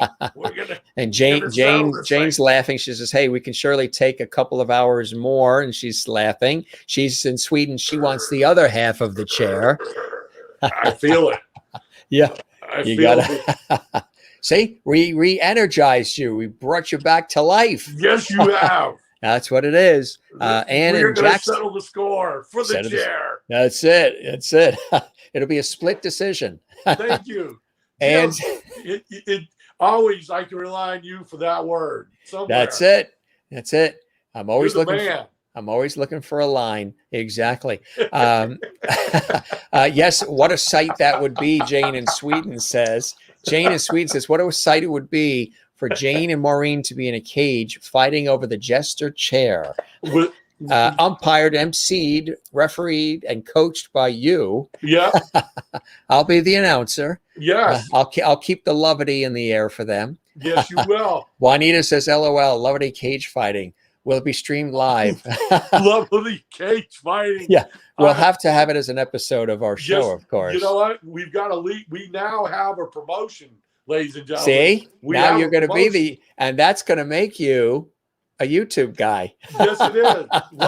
Lovity cage fighting. Lovity cage fight. LCF Productions. You figured. It's already branded. It's already branded. We have a problem. Maureen says, we're on to something, Jane. But Jane says, no, I want the whole chair. So Sweden wants the whole chair and Maureen wants it. Kathleen in New York City says it's a pay-per-view battle, LOL. Well, this you guys, is funny. We'll see you live. Right here for the chair. Right. Stay tuned. Yes, a pay-per-view event.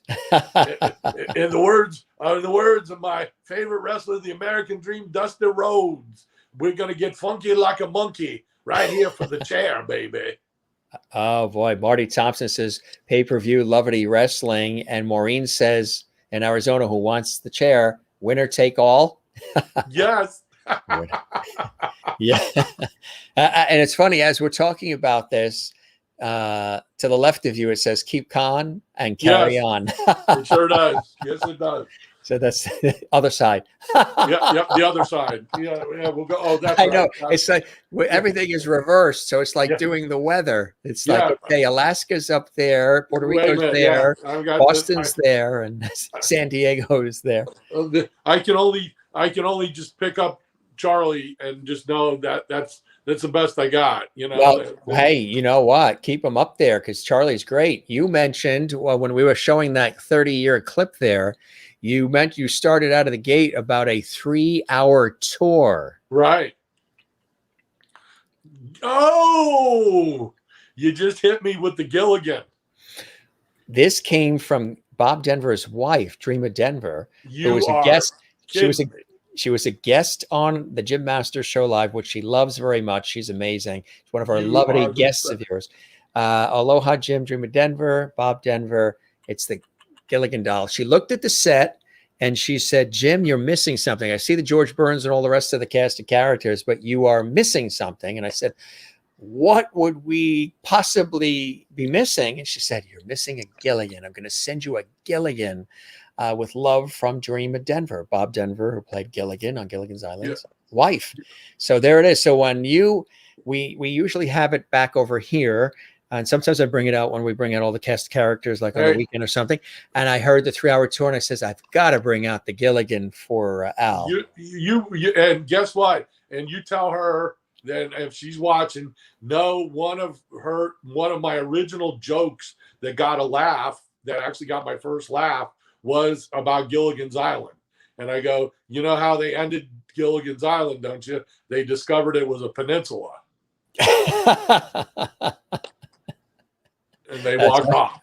Yeah. Thank you, Marty. Super chat. Al has the best accent ever. He loves your accent. Well, you tell Marty right back at him. I'd kill for that. I'd kill for that. The Australian sound. Yeah. You know it. Well, wait a minute. I got one more toy I have to show you guys then. If we're doing toys. Hang on. There's the Jester chair again. Folks, this is double lovity. You're going to get a chance to see his chair again. And my one of my jackets from World Championship Wrestling. There we go. When did you get that? Wow.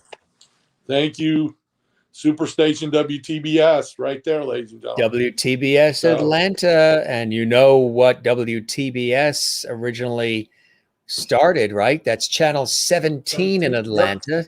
Yep. WTBS. That it was the sort of launch station for TBS network. Yes, it was. Oh, that was the whole Turner Broadcasting system. Yes, you better believe it, Jim. Yeah, Ted Turner, who was the creator of CNN. Correct. Cable News Network in 1980. CNN, the cable news network, and then TBS network is Ted Turner. And who did they say made their money for them? It was Gilligan's Island, the Andy Griffith Show. All of those shows, yes. All of those shows. All of the reruns, the staples. That's right. And World Championship Wrestling and the Atlanta Braves, because he owned, at one time he owned the Braves. He owned the Braves as well. That's right. Yeah, he was a manager. Remember? Right. He I managed the team for 2 nights before the commissioner shut him down. And he and Jane Fonda dated as well. Yeah. Well, they were married. They were married. That's right. That's right. Yeah. So, I mean, lots of, Turner, the old Turner Broadcasting System has a lot of channel 17, Atlanta. You know it. Yeah. Superstation, right? Yeah. Like a station that came out of Chicago that was considered a superstation. WGN. Yes. Channel 9, WGN. Yeah. And I remember that from my, I ended up going up 2 seasons with the White Sox. And I actually was in Disco Demolition Night. Oh, boy. Were you? Yes, I was. I was one of the Bat Boys. Wow. Yeah, and that's a great experience. Yeah. There, it was an unbelievable experience. But here's something else for your listeners that might be American baseball fans. That was the last actual forfeit of a Major League Baseball game as deemed by the umpires since that time in 1979. That's right. Yes. Because there was a doubleheader. They blew up the disco records in the middle of the. That's when disco died. Yeah, they took all disco records. And the rock fans blew them up. The radio station contest, and that's the day that disco music died in America, and all the stations stopped airing it, and disco went away from that. And they tore the field up so bad at Kaminsky Park that the umpires deemed it unplayable. Yeah, and they awarded was that 1979? Yes, July 19 and 79. Yeah, 79. 79 when that happened. Yes, So absolutely. anyway, there Marty you go, says, do you know David Penzer? He's a good friend of ours. He worked for WCW. Yes, I do. I know David. Just in fact, David promoted a couple of wrestling reunion shows that I attended in the last, pre-pandemic past couple of years. He was one of the original ring announcers with WTBS. So, yes. You know what they say now when you say pre-pandemic. Of course, BC has always meant before Christ. Well, Right. now BC has been updated. It's before COVID. Oh, before COVID. Okay. All right. So when you say BC now, it's before COVID. Before COVID. I'll remember that. Well, it's amazing, Jim. This is my 19th show out of my studio bedroom. So for COVID-19, you're my 19th show since. There's something about when you say it's a studio bedroom versus a bedroom studio. It just sounds so very classy and professional when you say it's my studio bedroom versus it's my bedroom studio. Yeah, well, that's because it's all in the wording. That's right. You know why? Because you run a classy operation, Jim. I'm not going to mess around when I'm running with a classy guy. As he takes another swig on that one. Yeah, I'll have you know that's just water, folks. And yes. Cheers to you. Cheers, my friend. Cheers, Al. From the largest. What does it say on the? What does it say? Buc-ee's. It's the largest. It's the largest rest stop store in America. It's called Buc-ee's, and so that's Bucky the Beaver. Yeah. We need to get, for all these free plugs, Jim, we need to get some stuff from them. Marty again with super chat. Thank you, Marty. You're the best. He'd be a great guest. Talk about stories. Yeah. Oh, your studio bedroom, Maureen says, boy, she really has her eye on that chair in Arizona. It'll look so empty without that chair. Wow. So when that chair's gone, you're going to have to replace it with something else. She's throwing threats. Maureen is throwing threats. It's going to look empty. Well, I'll tell you what, Maureen. I'll tell you what. If they don't take it from Sweden, we'll get the chair. I'll have you come take me for the chair right now. I'll get the stool. You're not a stool pigeon, are you? Thank you.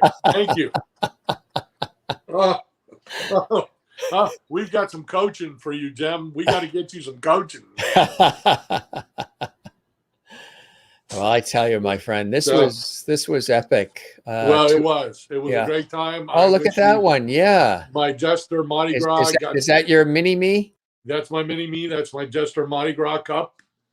And for you guys, because you've been such a great audience tonight, we will pull out. I just got the Jester doubloons out, and something came apart.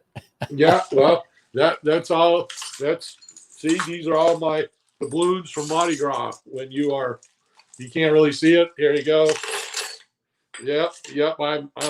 I'm collecting now to make. Are those the tips? Chair. Yep. That's the tip jar. So that's the tip jar. So you guys are great. I tell you, your cup runneth over, and you're a head above the rest. Thank you. I'm going to have to come back on. I hope you're writing these down. Are you writing these down? I'm getting every one. So when you go up to Portland, Maine, you'll knock them dead with these. Yes, I will. They'll go crazy. They'll offer you all the lobster and clam chowder you want. Look at me. Yes, I'll take every bit of it. You will be paid in clam chowder. Well, you know what? Some people got to get paid somehow. You got to get paid. That's right. A way to a man's heart is through his stomach. That's still. And that's been said for me for years. So. That's that why you wear your heart on your sleeve? Yes, I do. Well, actually, naked, I look like the letter Q.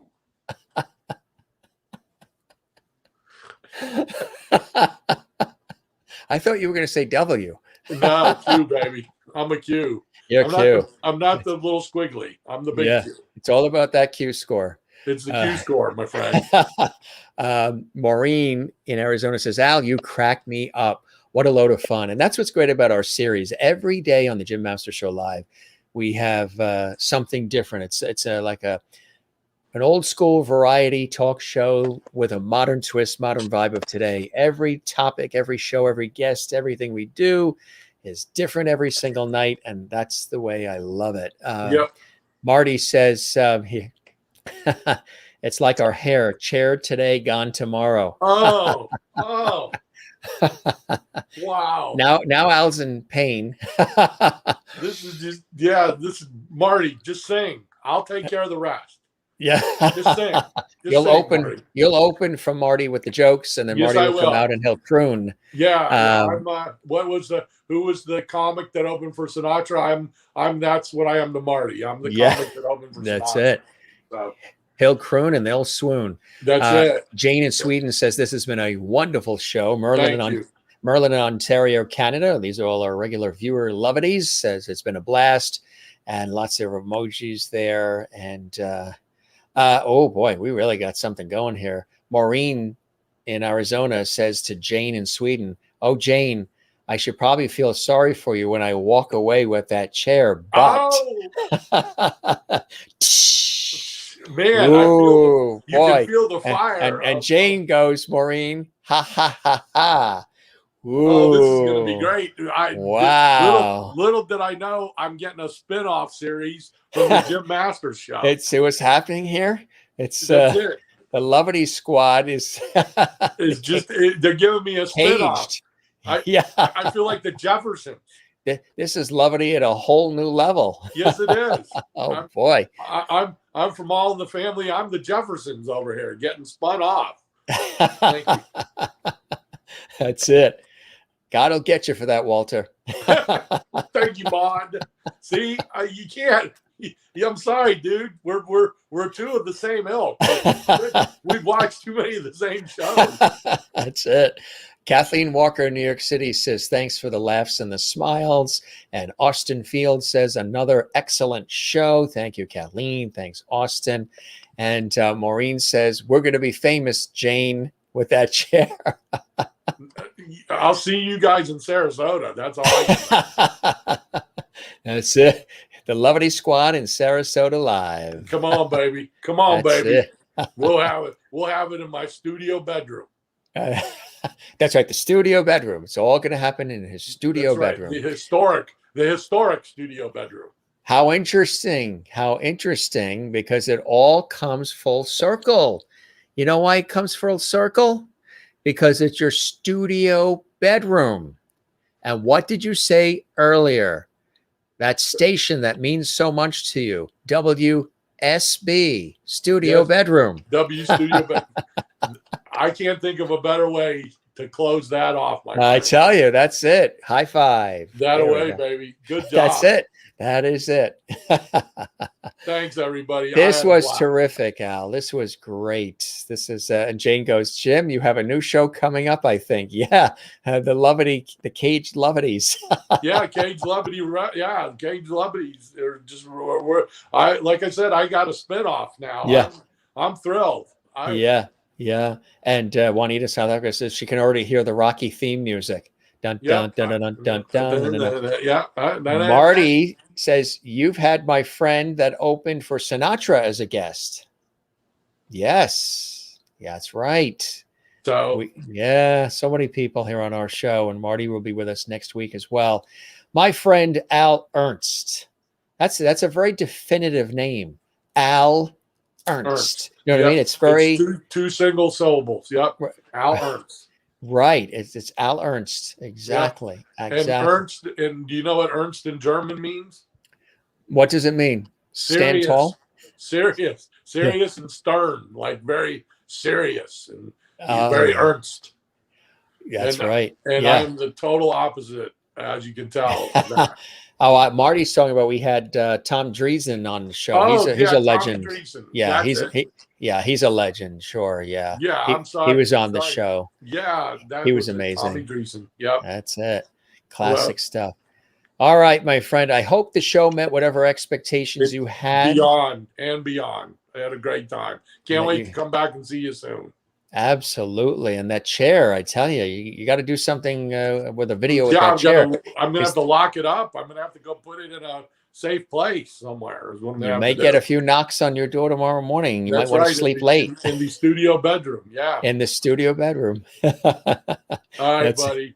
all We will right. see you guys soon. Thanks again, everybody. Love you, lovedies. I love you, lovedies. That's it. That's what it's about. And as I say to all guests, now go stretch those legs. Absolutely. Al, thank you very much. It was a pleasure. You too. Bye-bye. All right. Take care. Bye-bye now. That usually means that he drank a lot of water and he needs to go to the restroom quickly. That's Al was funny. Was this not a funny episode of our show? If you missed any of it and you need a laugh, you need your load lightened, you want a tickle, go check it in our archives. Our archives have day after day after day after day of episodes of JMS Live with inspiring conversation, guests from all around the world, host Lovity chats, and so much more. And we've done this show for over a year and 400 plus episodes, and we're just getting started. Pretty cool stuff. Thanks everybody for joining us. Send it to Sweden. Yes, Al, Sweden wants that jester chair shipped tomorrow. And there it is. There it is. I look. He's caressing it. Yeah, look.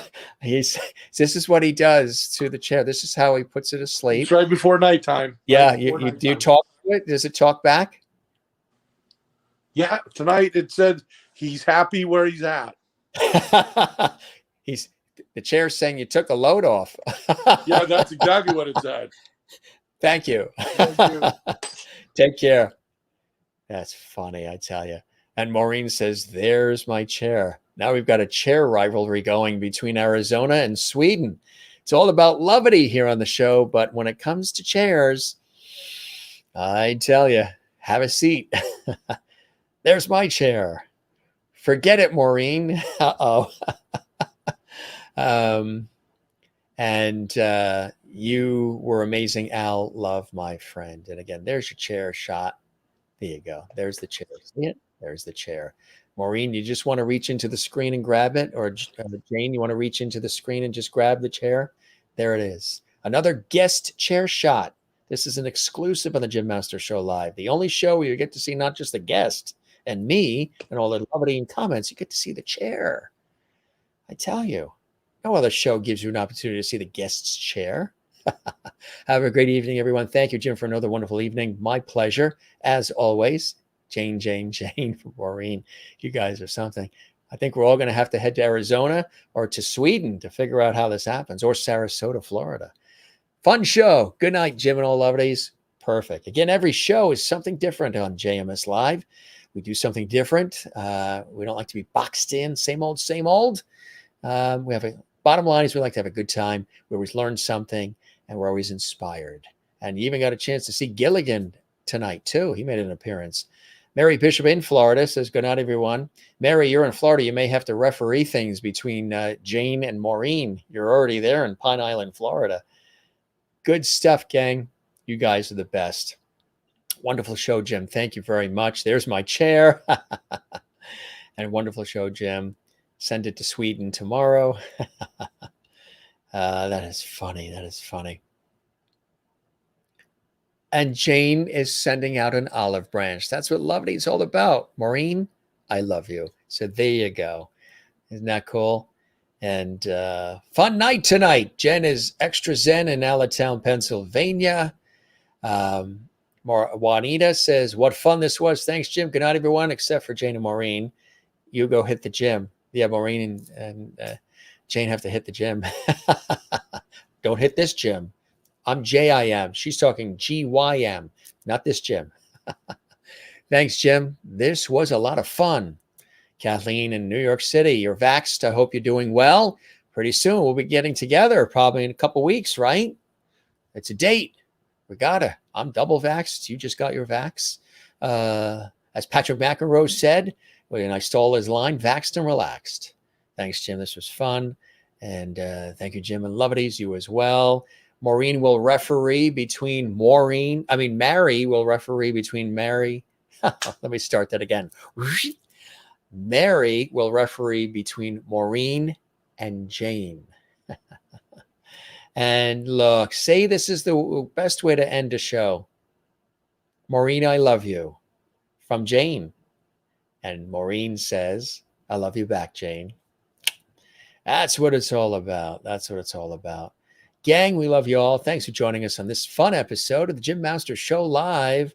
Again, we are here all the time for you. And boy, do we have amazing guests. I want to show you some of the guests that are coming up. You can see a listing of some of the guests coming up this week, this weekend, and next week on our YouTube channel. Scroll along where it says the Jim Master Show Live. You can see that. Tomorrow night, we have an amazing guest. This is Steph LaRoche. She's an extraordinary actor and singer and songwriter. She's going to perform live. She was in Dear Evan Hansen, and yeah, she played Zoe Murphy in Dear Evan Hansen, and a lot of other productions. She's very popular, and it's our pleasure to welcome her exclusively to the Jim Master Show Live. That's tomorrow. Coming up tomorrow, Thursday at 7 p.m. Eastern, 4 p.m. Pacific. She's going to perform live as well, and it's going to be an amazing show. Then on Friday, really excited. Yes, this is Rico. You've probably seen him in so many incredible award-winning movies like Glengarry Glen Ross with Jack Lemmon and so many others. He is incredible. He is also, in addition to being an award-winning actor, he is a renowned cardiologist in Los Angeles, California. He's all excited about joining us on the Jim Master Show Live coming up this Friday. Right, Rico? Hi, I'm Rico Simonini, and I'm just thrilled to be joining you live this Friday, June 11th, on the Jim Masters Live Show. So tune in this Friday, the 11th, 7 p.m. Eastern and 4 p.m. for those of you who are out here in sunny California. Then on Saturday afternoon, live from Belgium, we have the wonderful Malou Beauvoir. She's an extraordinary singer and songwriter. We have a lot that she's going to share with us, and we are so excited. That's going to be this Saturday, 2 p.m. Eastern. It's an earlier show because for her, it's going to be 8 o'clock at night in Belgium. So we're going to do her as far as a guest, 2 p.m. Eastern, 11 a.m. Pacific, this Saturday live. It's going to be great. Saturday night, the amazing group October Project. If you're not familiar with them, Google them. You'll see how incredible they are. They're very, very popular. As soon as I mentioned October Project was coming on, it was like our phone lines were lighting up. Really incredible. They're originally from New York City. They're extraordinarily talented. They're going to be with us on Saturday night. We're looking forward to that.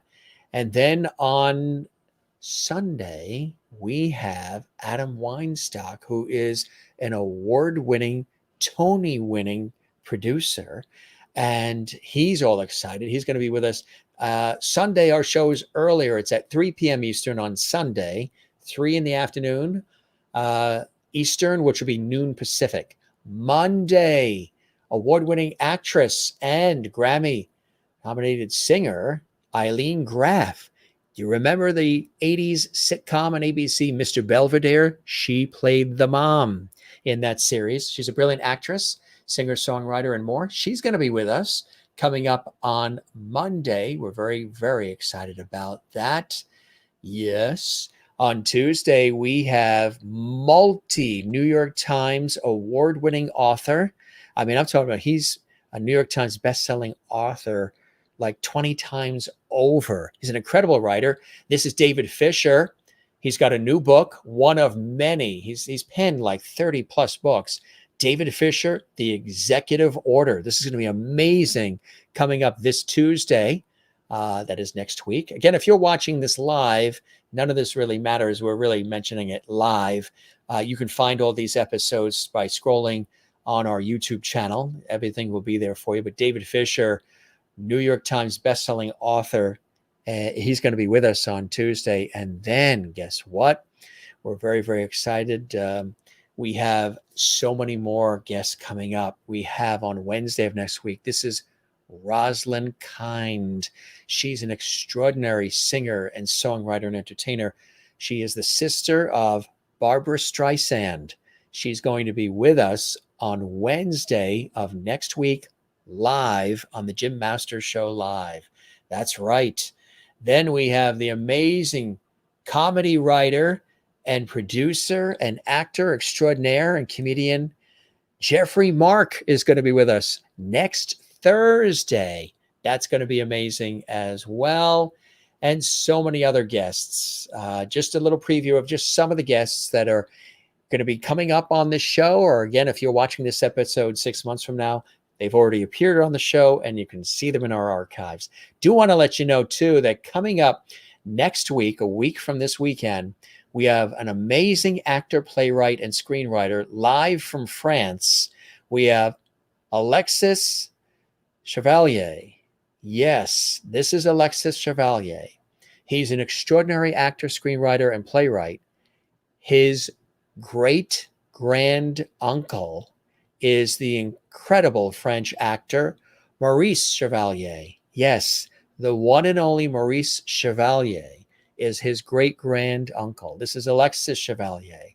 He's going to be with us next Saturday, not this Saturday, but a week from this Saturday, live from France. That's going to be amazing.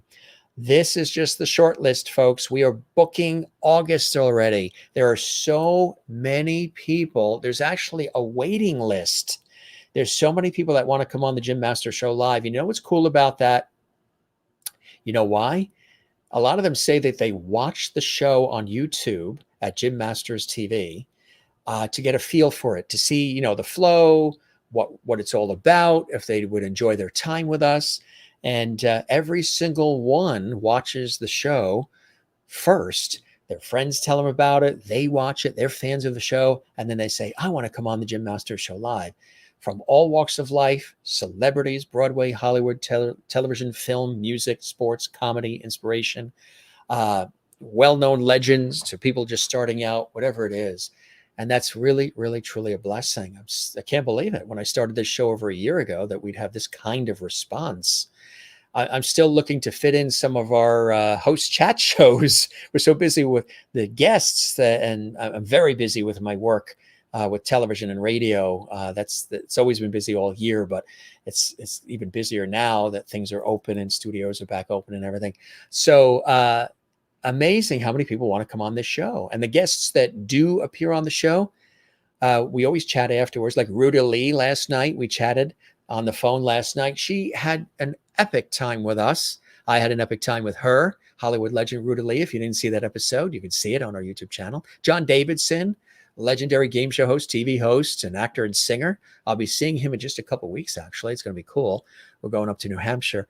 Maybe I'll do a live, couple of videos while we're on location. That'll be cool. I'll share them with you here on the Jim Masters Show Live. But John Davidson loved it. And everybody we've had on, every guest, they're like, when can I come back? And that really means the world to me. And I really appreciate that. And you guys always come here every night, and that means a lot as well. And if you can't see us live, you can always see us in the archives, because we save all the shows exclusively in our archives on our YouTube channel at Jim Masters TV. One more time, don't forget to subscribe to the channel, Jim Masters TV. Click the notification bell so you don't miss any of our episodes of our incredible series, our entertainment lifestyle talk show series designed to enlighten and inform and have a good time. Jane says, Maureen, you have hard training ahead. Uh-oh. What happened to I love you, you love me? Maureen says, thanks for such a fun night. That was fantastic. And now, excuse me, while I try to find a trainer. Uh-oh. Yeah. That love was just temporary for the purposes of being on the air. Kisses from Kathleen. Thank you very much. Back at you. Marty Thompson, who's with us next week. That's right. Marty Thompson is with us next week on the show. We're so excited. He's going to be here with us on Friday. We're very excited about that. It's going to be cool. And thank you, Jim Masters, for hosting Al. You would do 10 minutes together as his straight man. Absolutely. We just, we bouncing off each other in grand style, weren't we? Kathleen says, and we still have to have a drink for your birthday. That's right. We do. We're overdue for that. Well, we're overdue for that. Maybe I'll sing happy birthday in person to you. Jen Barry says, Jim, tomorrow, new moon, ring of fire moon, solar eclipse moon. Good, magical, blessed be. You are blessed be because you almost had that serious car accident with the deer running out in front of you and swerving and cars behind you. We're glad that you're blessed and you're okay. And Jim, you get a hug. Thank you, Jane. I appreciate that. Kathleen says, oh, yes, feeling good. Can't wait. Perfect. Good stuff. Good stuff. You guys are the very best. Hey, gang, if you're watching us for the first time, thanks for being here. If you're watching live, we appreciate that. If you're not, you're watching this as a re-air in our archives. You're scrolling along all these episodes and you just discovered us. Join us again. We're here to have some good times on our Entertainment Lifestyle Talk Show series. Always something fresh, always something new for you. Jen says she is sitting on the couch laying down. That equals her exercises. Well, you're going to start moving soon because we're going to play the theme song to our show, and I know that gets you wiggling on your couch. Jane is in love with our theme music to the Jim Masters Show Live. So Jen in Allentown, Pennsylvania, USA, and Jane in Sweden, you guys will be jumping around in just a second when we play the theme music. Jen says, thank you, Jim. Got lucky. Yes, you got lucky not hitting the deer in Pennsylvania. You're right. Love will always be there, right, Jane? Yes, Maureen. See? It always comes back to levity. You guys are the best. Thanks for being with us on this episode of the Jim Masters Show Live. This is your host, Jim Masters. Thank you for your time. This time till next time, gang, you're the very best. We'll see you tomorrow with Steph LaRoche, amazing singer and songwriter, live music and good conversation, and of course, all of our levity interaction from around the world right here on JMS Live. Okay, Jen in Pennsylvania and Jane in Sweden. Here comes the Jim Masters Singers and Orchestra with our theme music as we close out the show for today. Thanks again. Wow, 2 hours and 20 minutes? These are like Lifetime movies or something. All right, we love you all. We'll see you tomorrow if you're here. If you're not, we'll see you on the next one. Our hours are 7 p.m. Eastern, 4 p.m. Pacific on our YouTube channel, Jim Masters TV, on the Jim Masters Show Live. Have a good night, gang. We love you all. One more comment sliding in here. Oh, yeah, Jim. And that's and Couch Wiggles for Jen in Pennsylvania. And oh, yeah, Jim, for the theme music going to be played with love, sending it out to Sweden as well. And all right, here comes the Jim Masters Singers and Orchestra to take us out. We'll see you on the next one right here on JMS Live. Have a good night. Take care. Bye-bye.